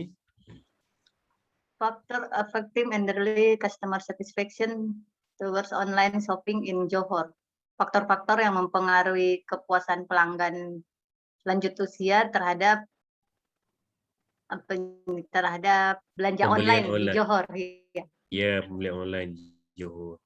Maksudnya bukan langsui lanjut usia. Okey, berdasarkan tajuk ni, apakah dia punya independent variable, apakah dependent variable dia? Kawan-kawan. Siapa yang dapat jawab ni, nanti datang Malaysia, saya belanja makan di Batu Pahat. Betul ni? Online shopping ya. Kan? Satisfaction. Customer satisfaction Kepuasannya. toward online Yes, shopping. saya kena belanja semua makan nanti semua. Dia punya Kirim ya, dependent Prof. variable adalah Kos kirim. boleh saya akan kirimkan, boleh saya akan kirimkan kepada ibu. Maksudnya apa? Dia punya dependent variable adalah elderly customer satisfaction, betul lah? Towards online shopping. Betul kan? Ini adalah dia punya Betul, dependent variable kan? Betul kan? So dia punya independent variable adalah faktor kan? Faktor kan? Independent Ya, variable Prof. betul tak? Faktor. Jadi apakah masalah di sini? Masalah ni sepatutnya apa? Kepuasan pelanggan. Kepuasan Kepuasan pelanggan. pelanggan. Bagus. So, ini saya kena belanja makan semua ni. Saya sangat happy sebab semua faham, semua erti. Jadi kita tahu bahawa dependent variable dia adalah kepuasan langsui. Kepuasan lanjut usia terhadap online shopping, betul kan? Itu dia punya dependent variable dan juga dia punya masalah. Betul kan?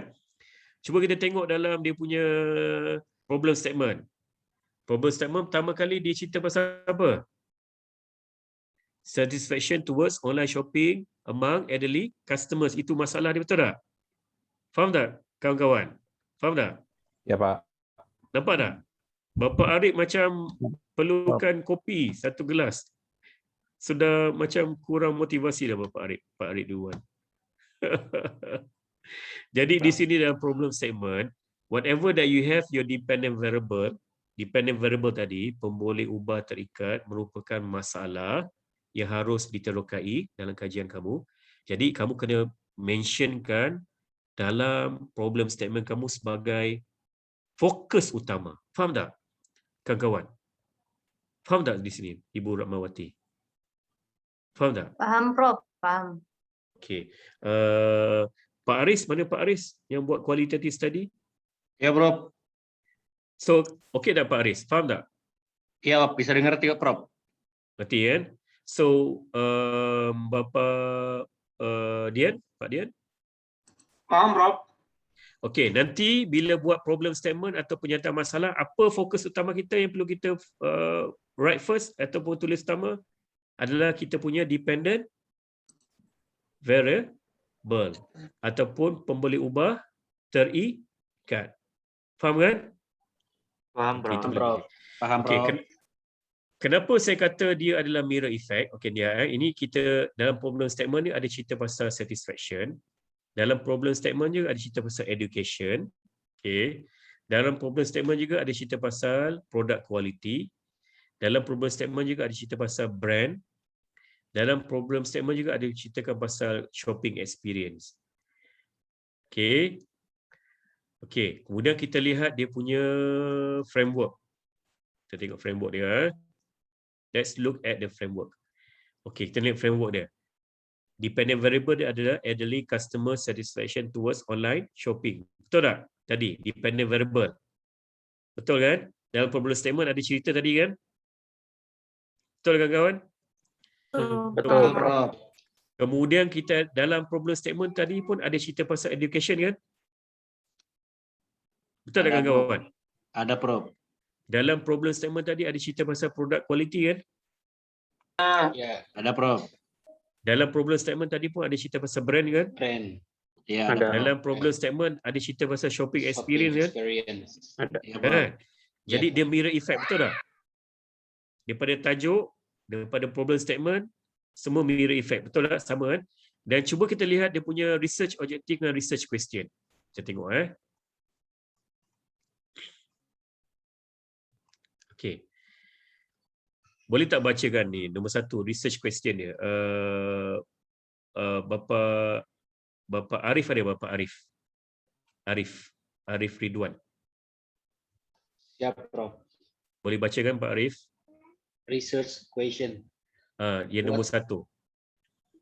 Number 1, what is the relationship between educational background and elderly customer satisfaction towards online shopping? Okay.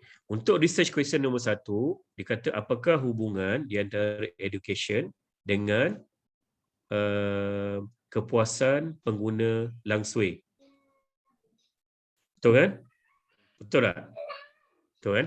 Itu research question satu. Yang kita tengok research objective nombor 1. Apa dia? Baca balik Pak Arif semula.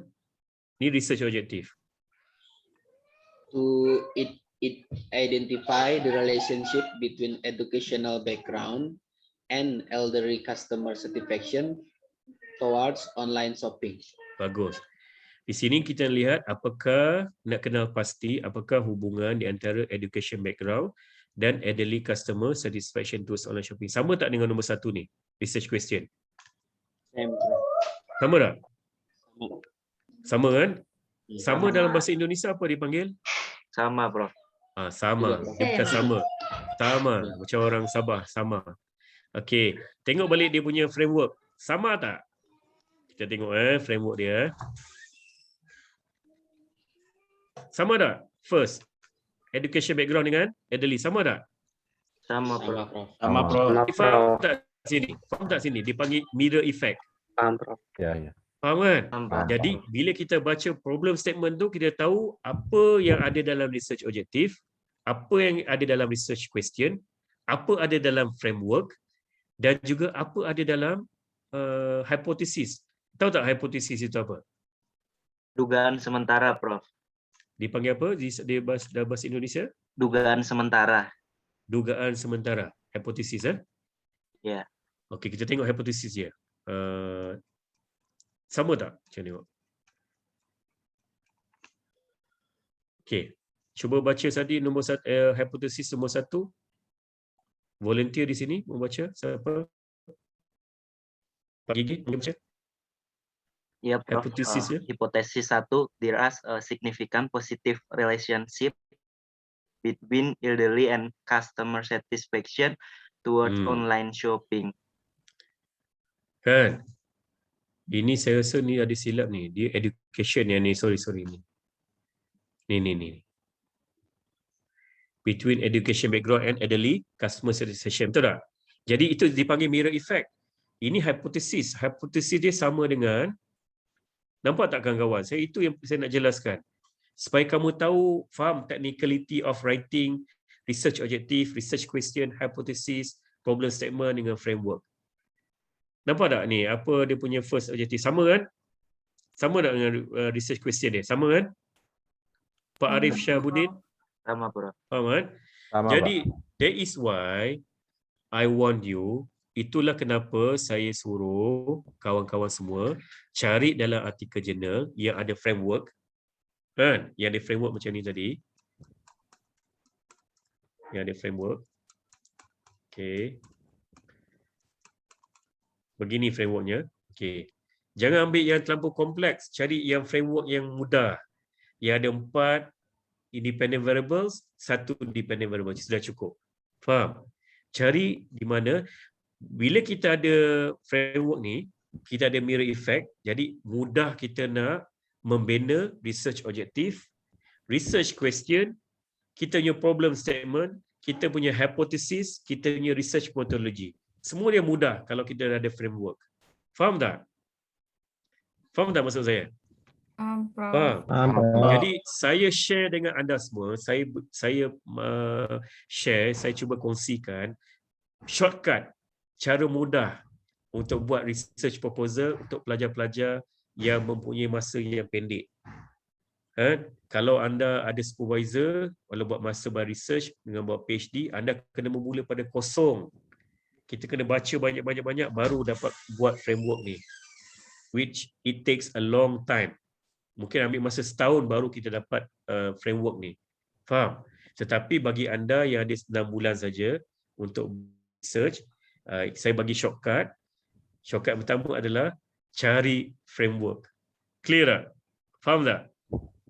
Faham Ibu? Paham, Prof. Faham kan? Jadi dengan adanya framework, semuanya akan mudah. Kita akan boleh buat dia punya research objective, dia punya title. Kita boleh mudah untuk formulate dia punya research objective. Kita boleh mudah untuk buat research question. Kita boleh mudah buat problem statement. Kita boleh mudah buat hypothesis dan yang kerangka besar dalam proposal kamu. Jadi dah banyak save time di situ. Okay? Clear? Jadi tugasan anda untuk pertemuan akan datang, cuba cari satu artikel jurnal yang baik, yang ada framework, dan saya nak pelajar, setiap pelajar bentangkan. Jadi kita boleh bincang, we can discuss apa tajuk anda, apa framework anda, apa research objective anda, apa research question anda. Clear? Is that clear, guys? Clear, Prof. Clear. Clear, Prof. Ini saya nak tanya ni, lillahi ta'ala ke faham? Betul-betul faham ke, ataupun sedikit faham ke, ataupun masih lagi perlu bantuan?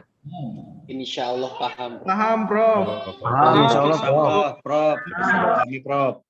So, kalau anda faham, saya rasa dari segi technicality-nya, anda dah boleh buat dah research proposal. Sebab ini adalah core-nya. Dalam mana-mana proposal, thesis, yang core dia, yang penting adalah framework. Daripada framework tu, kita boleh buat semuanya. Faham? Jadi alhamdulillah semuanya faham, bagus. Ada apa-apa soalan tak nak mau ditanya sebelum saya berhenti? Prof, punten, Prof. Boleh. Saya mau tanya, Prof. Kalau tajuk dari skripsi itu hampir-hampir sama, mirip gitu, Prof. Tapi beda perusahaannya. Saya itu judulnya, tajuknya itu mirip-mirip, sama-sama gitu, mirip ya dengan Mas Gigi. Saya tak boleh faham. Mungkin ada sesiapa tak boleh fahamkan saya lebih lagi. Pak Aris ke boleh bantu saya tak untuk fahamkan lebih lagi? Ya. Soalan Pak Aslam. Ya, Prof. Saya coba membantu, Prof. Nah, mungkin maksud dari Mas Aslam ini judul dari tesis kita sama, cuman beda tempat kita menelitinya aja, Prof. Betul, Prof. Oke. Judul sama, tak ada masalah. Variabel independen dan variabel dependentnya sama, Prof. Kalau boleh, sebagai contoh, variable untuk Pak Gigi, dia dependent variable tak ada masalah sama. Bapa Gigi, dependent variable adalah niat membeli kan? Ya, keputusan pembelian. Keputusan pembelian, okey. Bapa Aslam pun keputusan pembelian kan? Betul tak Bapa Aslam? Ya, sama, Prof. Okey, tetapi kalau boleh, independent variables-nya berlainan. Ataupun pemboleh ubah bebas dia berlainan. Berapa pemboleh ubah Pak Aslam? Ya, Prof. Apa independent variables-nya?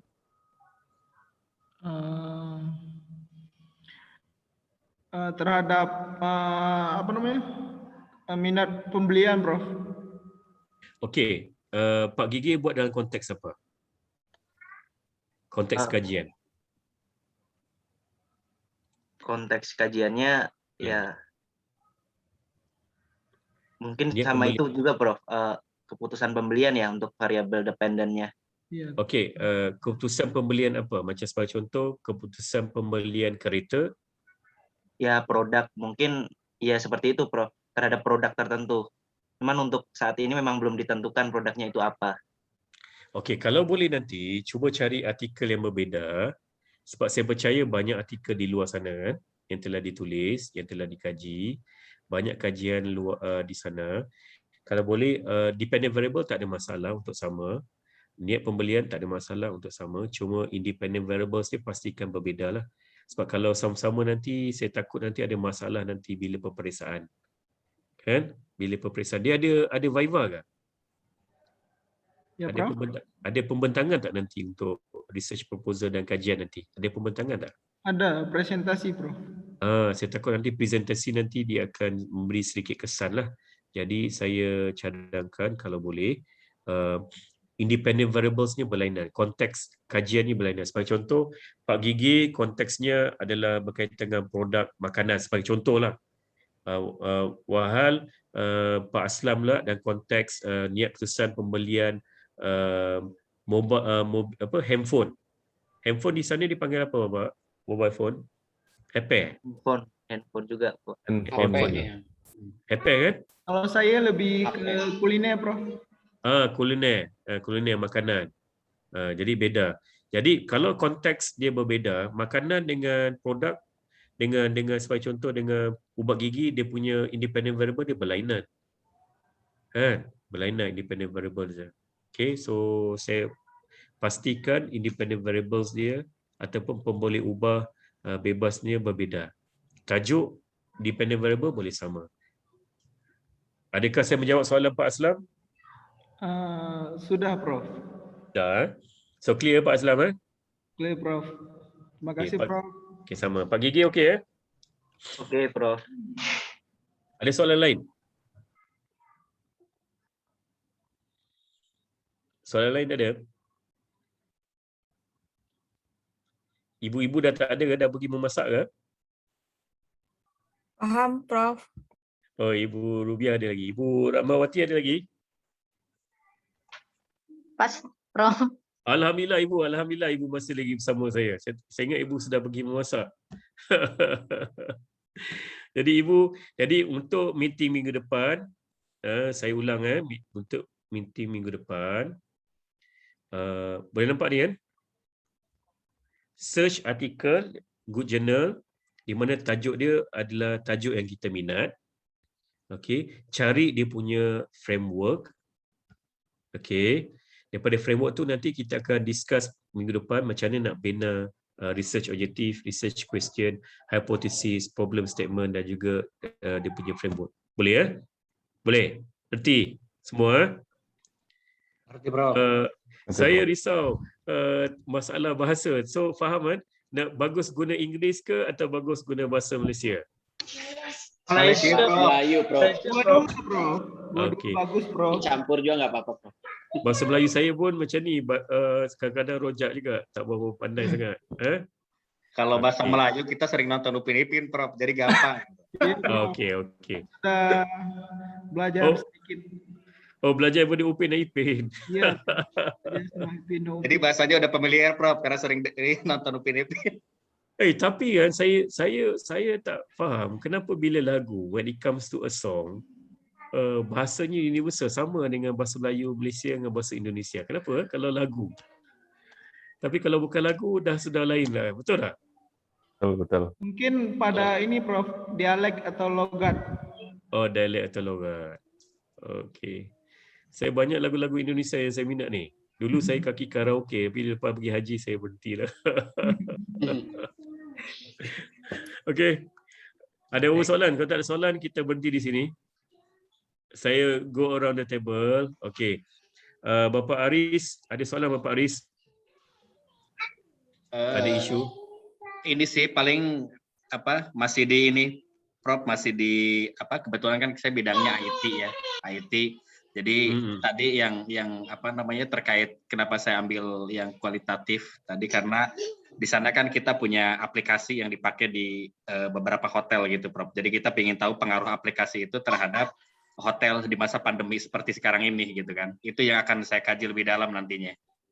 Bapak Aris kerja di hotel mana? Saya di perusahaan IT, Prof.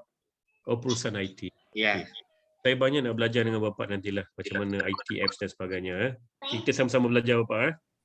Iya, Prof. Sama-sama, Prof. Terima kasih, Prof.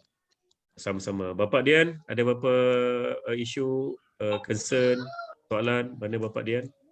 Cukup, Prof. Sudah paham. Tinggal implementasi saja, Prof. Okey, bagus. Alhamdulillah. Bapak Dian daripada Universiti Pakuan tadi kan? Bekerja di Universiti Pakuan ya, Bapak? Bekerja di salah satu kampus yang ada di Bogor, Prof. Bukan di Pakuan. Pakuan kuliah, Prof. Kampus apa, Bapak? Kampus GICI, Prof. Apa nama dia? GICI.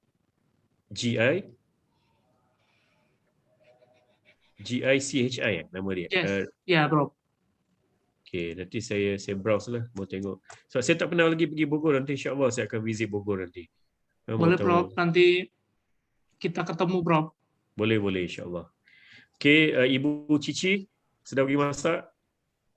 Ada, Prof. Alhamdulillah, nasib baik Ibu Cici masih ada lagi. Ibu Cici Baik, ada soalan? Sudah, Prof. Sudah tahu apa perlu dibuat untuk next meeting cari artikel jurnal dengan framework Baik, siap, Prof. Bagus, siap, alhamdulillah. Pak Suryato?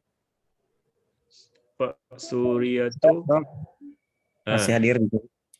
Okey, Bapak, clear Bapak? Bapak Clear. cikgu tadi guru kan tadi? Iya, cikgu, Prof.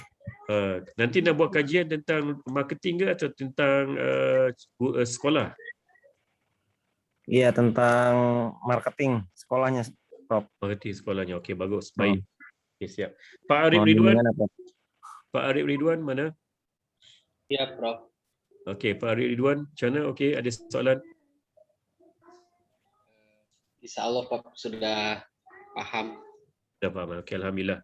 Ibu Ratmawati tadi okey dah. Pak Dian dah. Pak Arif. Bapak Arif. Ya, Bapak Pak. Arif. Ya, Arif Syahbudin. Ya. Okey, Bapak. So far clear? So far clear, Pak. Betul, Bapak, boleh faham? Okey, alhamdulillah. Okey, Pak Farudin daripada Zakat. Hadir, Prof. Ada satu soalan mungkin shortcut Boleh, tadi boleh, kan boleh. apa namanya kita kan apa namanya cari literatur ya, searching jurnal dan sebagainya untuk melihat apa framework ya. Kalau kita mendapatkan beberapa jurnal, terus kemudian ada beberapa framework juga, mungkin ada shortcutnya, Prof. Bagaimana cara kita memilih framework yang tepat? Okey, saya tanya Bapak, macam mana Bapak pilih isteri Bapak? Macam mana Gimana, Bapak pilih isterinya? Isteri Bapak macam. Bapak sebelum ni ada girlfriend, banyak girlfriend kan? Macam mana pilih isteri? Pilih yang satu yang kita minat, betul tak Bapak? Iya, betul. Pilih yang betul-betul kita suka, betul tak Bapak? Iya. Jadi kalau Bapak ada banyak framework, pilih satu saja yang betul-betul mudah dan juga Bapak minat. Faham? Jangan menyusahkan diri. Ini saya punya inilah. Jangan ambil yang terlampau kompleks punya framework. Cari yang framework yang sangat mudah. Mudah tu maksudnya ada 4 variable, independent variable, 1 dependent variable sudah cukup. Dan framework tu Bapak sangat minat. Dia sama macam pilih isteri Bapak, dia punya framework ni. Baik. Okey, bagus, alhamdulillah. Ibu Yunita. Baik, Prof. Ada apa-apa soalan Ibu? Sudah cukup jelas, Prof. Ibu yang housewife tadi kan? Iya, Prof. Mungkin saya boleh cadangkan Ibu buat kajian tentang bila pandemik ni pembelian di kalangan ibu-ibu di rumah, pembelian online. Itu kita tengoklah. Rancak betul ibu-ibu di rumah membeli online kan? Betul, Prof. Yang bayarnya suaminya. Iya. Ibunya Betul tukar sekali, beli Prof. saja. Okey, itu salah satu yang saya boleh cadangkan. Baik. Okey, Pak Wahyu. Ya, Prof. Ada apa-apa soalan? Saat ini belum, Prof. Belum, Insyaallah. Okey. Ingatlah semua cari satu framework saja. Jangan bagi nanti minggu depan bawa 3-4 framework. Macam kamu nak kahwin dengan 3-4 orang. Jangan. Buat satu framework saja yang kita betul-betul minat. Farudin. Okey. Bapa Ibu Siti Rubia. Ibu Siti Rubia. Ya, Prof. Oi, sudah berada di luar sudah. Mau start masak. Ibu sofa okey, Ibu? Ada soalan tak? Tidak ada, Prof. Jelas. Jelas. So jelas kena buat apa minggu depan next meeting Ya, Prof. Bapak Elgin tadi pergi solat saya dengar. Tidak ada. Pak Elgin ada? Pak Elgin? Sudah tiada. Bapak Aslam? Ya, Prof. Ada soalan lagi Bapak Aslam? Sementara tidak ada, Prof. Tiada. Okey, alhamdulillah. Bapak Agrif? Ya, Prof. Ada apa-apa soalan Pak Agrif? Sampai saat ini dipahami, Prof. Dipahami, alhamdulillah, bagus. Bapak Gigi? Cukup, Prof. Cukup Cukup tu apa maksudnya Pak Gigi? Saya minta maaf lah. Cukup itu apa ya artinya? Enough. Kalau dalam bahasa Inggeris enough tu maksudnya aku tak mau lagi, kau jangan cakap banyak. Pas. Selesai. Oh, masa cukup. Okey. Okey, terima kasih banyak. Saya harap anda faham. So dalam kelas ni santai-santai saja Pak. boleh tanya saya soalan, jangan takut tanya saya soalan. Saya cuba untuk jawab. So kalau boleh nanti insya-Allah kita ada two ways communication. Bapak Rifan ada apa-apa tak Bapak Rifan? Soalan? Ada, Prof. Apa dia, Pak? Oh, untuk sekarang sih enggak, Prof. Paling nanti saya harus baca-baca dulu jurnal, Prof. Karena kan saya benar-benar belum ada pikiran. Paling nanti mau seperti yang Prof tadi bilang, jadi sebelum kita bikin kita harus baca-baca dulu gitu. Mungkin nanti hari besok atau Senin saya langsung ke kampus untuk lihat contoh-contoh tesis di bidang pemasaran. Mudah-mudahan dapat pencerahan, Prof. Jadi dia bisa langsung bikin. Oke, Prof. Okey, alhamdulillah. Okey, saya nak tanya, kamu pernah tak guna Edmodo? EDMODO. Saya tulis sini. Pernah tak guna? Pernah, Prof. Pernah. Pernah Okey, dengar saya tapi lupa lagi. apa dia? Pernah dengar aja sih, Prof. Pernah, Okey, Prof. dia Saya pernah pakai. dia senang, dia mudah. Dia satu platform di mana kita boleh berinteraksi. Di situ kamu boleh masukkan saya bagi sama 1 minggu daripada mula hari ini sampai minggu depan. Letakkan artikel jurnal yang kamu sudah cari dan letakkan framework dia. Yang penting framework. Boleh framework. Masukkan dalam Edmodo. Nanti saya akan panggil semualah.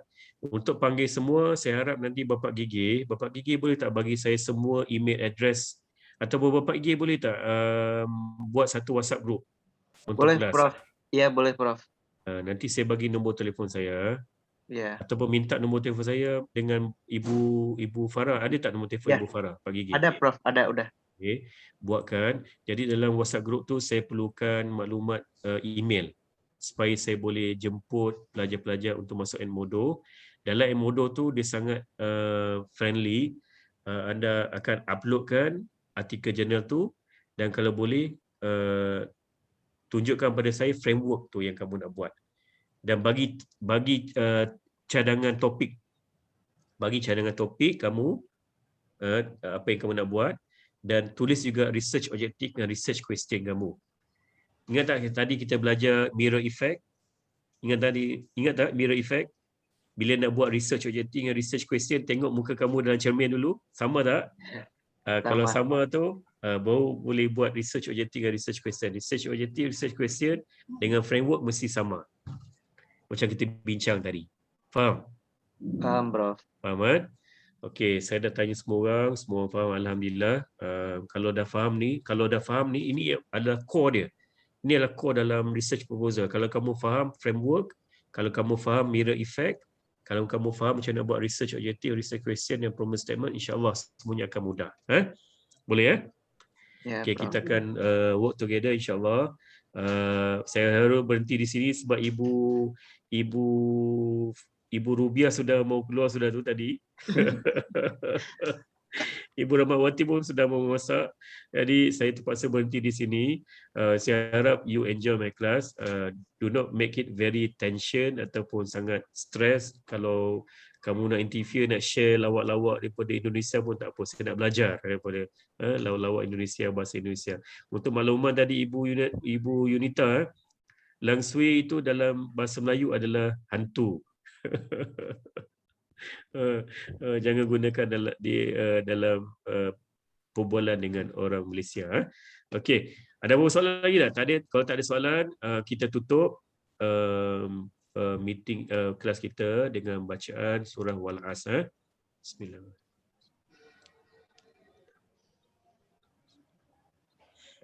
Okey, terima kasih semua. Saya harap Pak Gigi dapat buat WhatsApp group supaya saya boleh create Edmodo. Boleh ya? Okey, Bapak-bapak, ibu selamat menjamu dinner, selamat makan malam, selamat rehat. Terima kasih banyak. Okey, Assalamualaikum. Waalaikumsalam. Waalaikumsalam. Terima kasih, Prof. Okey, Terima kasih, Prof. Sama-sama.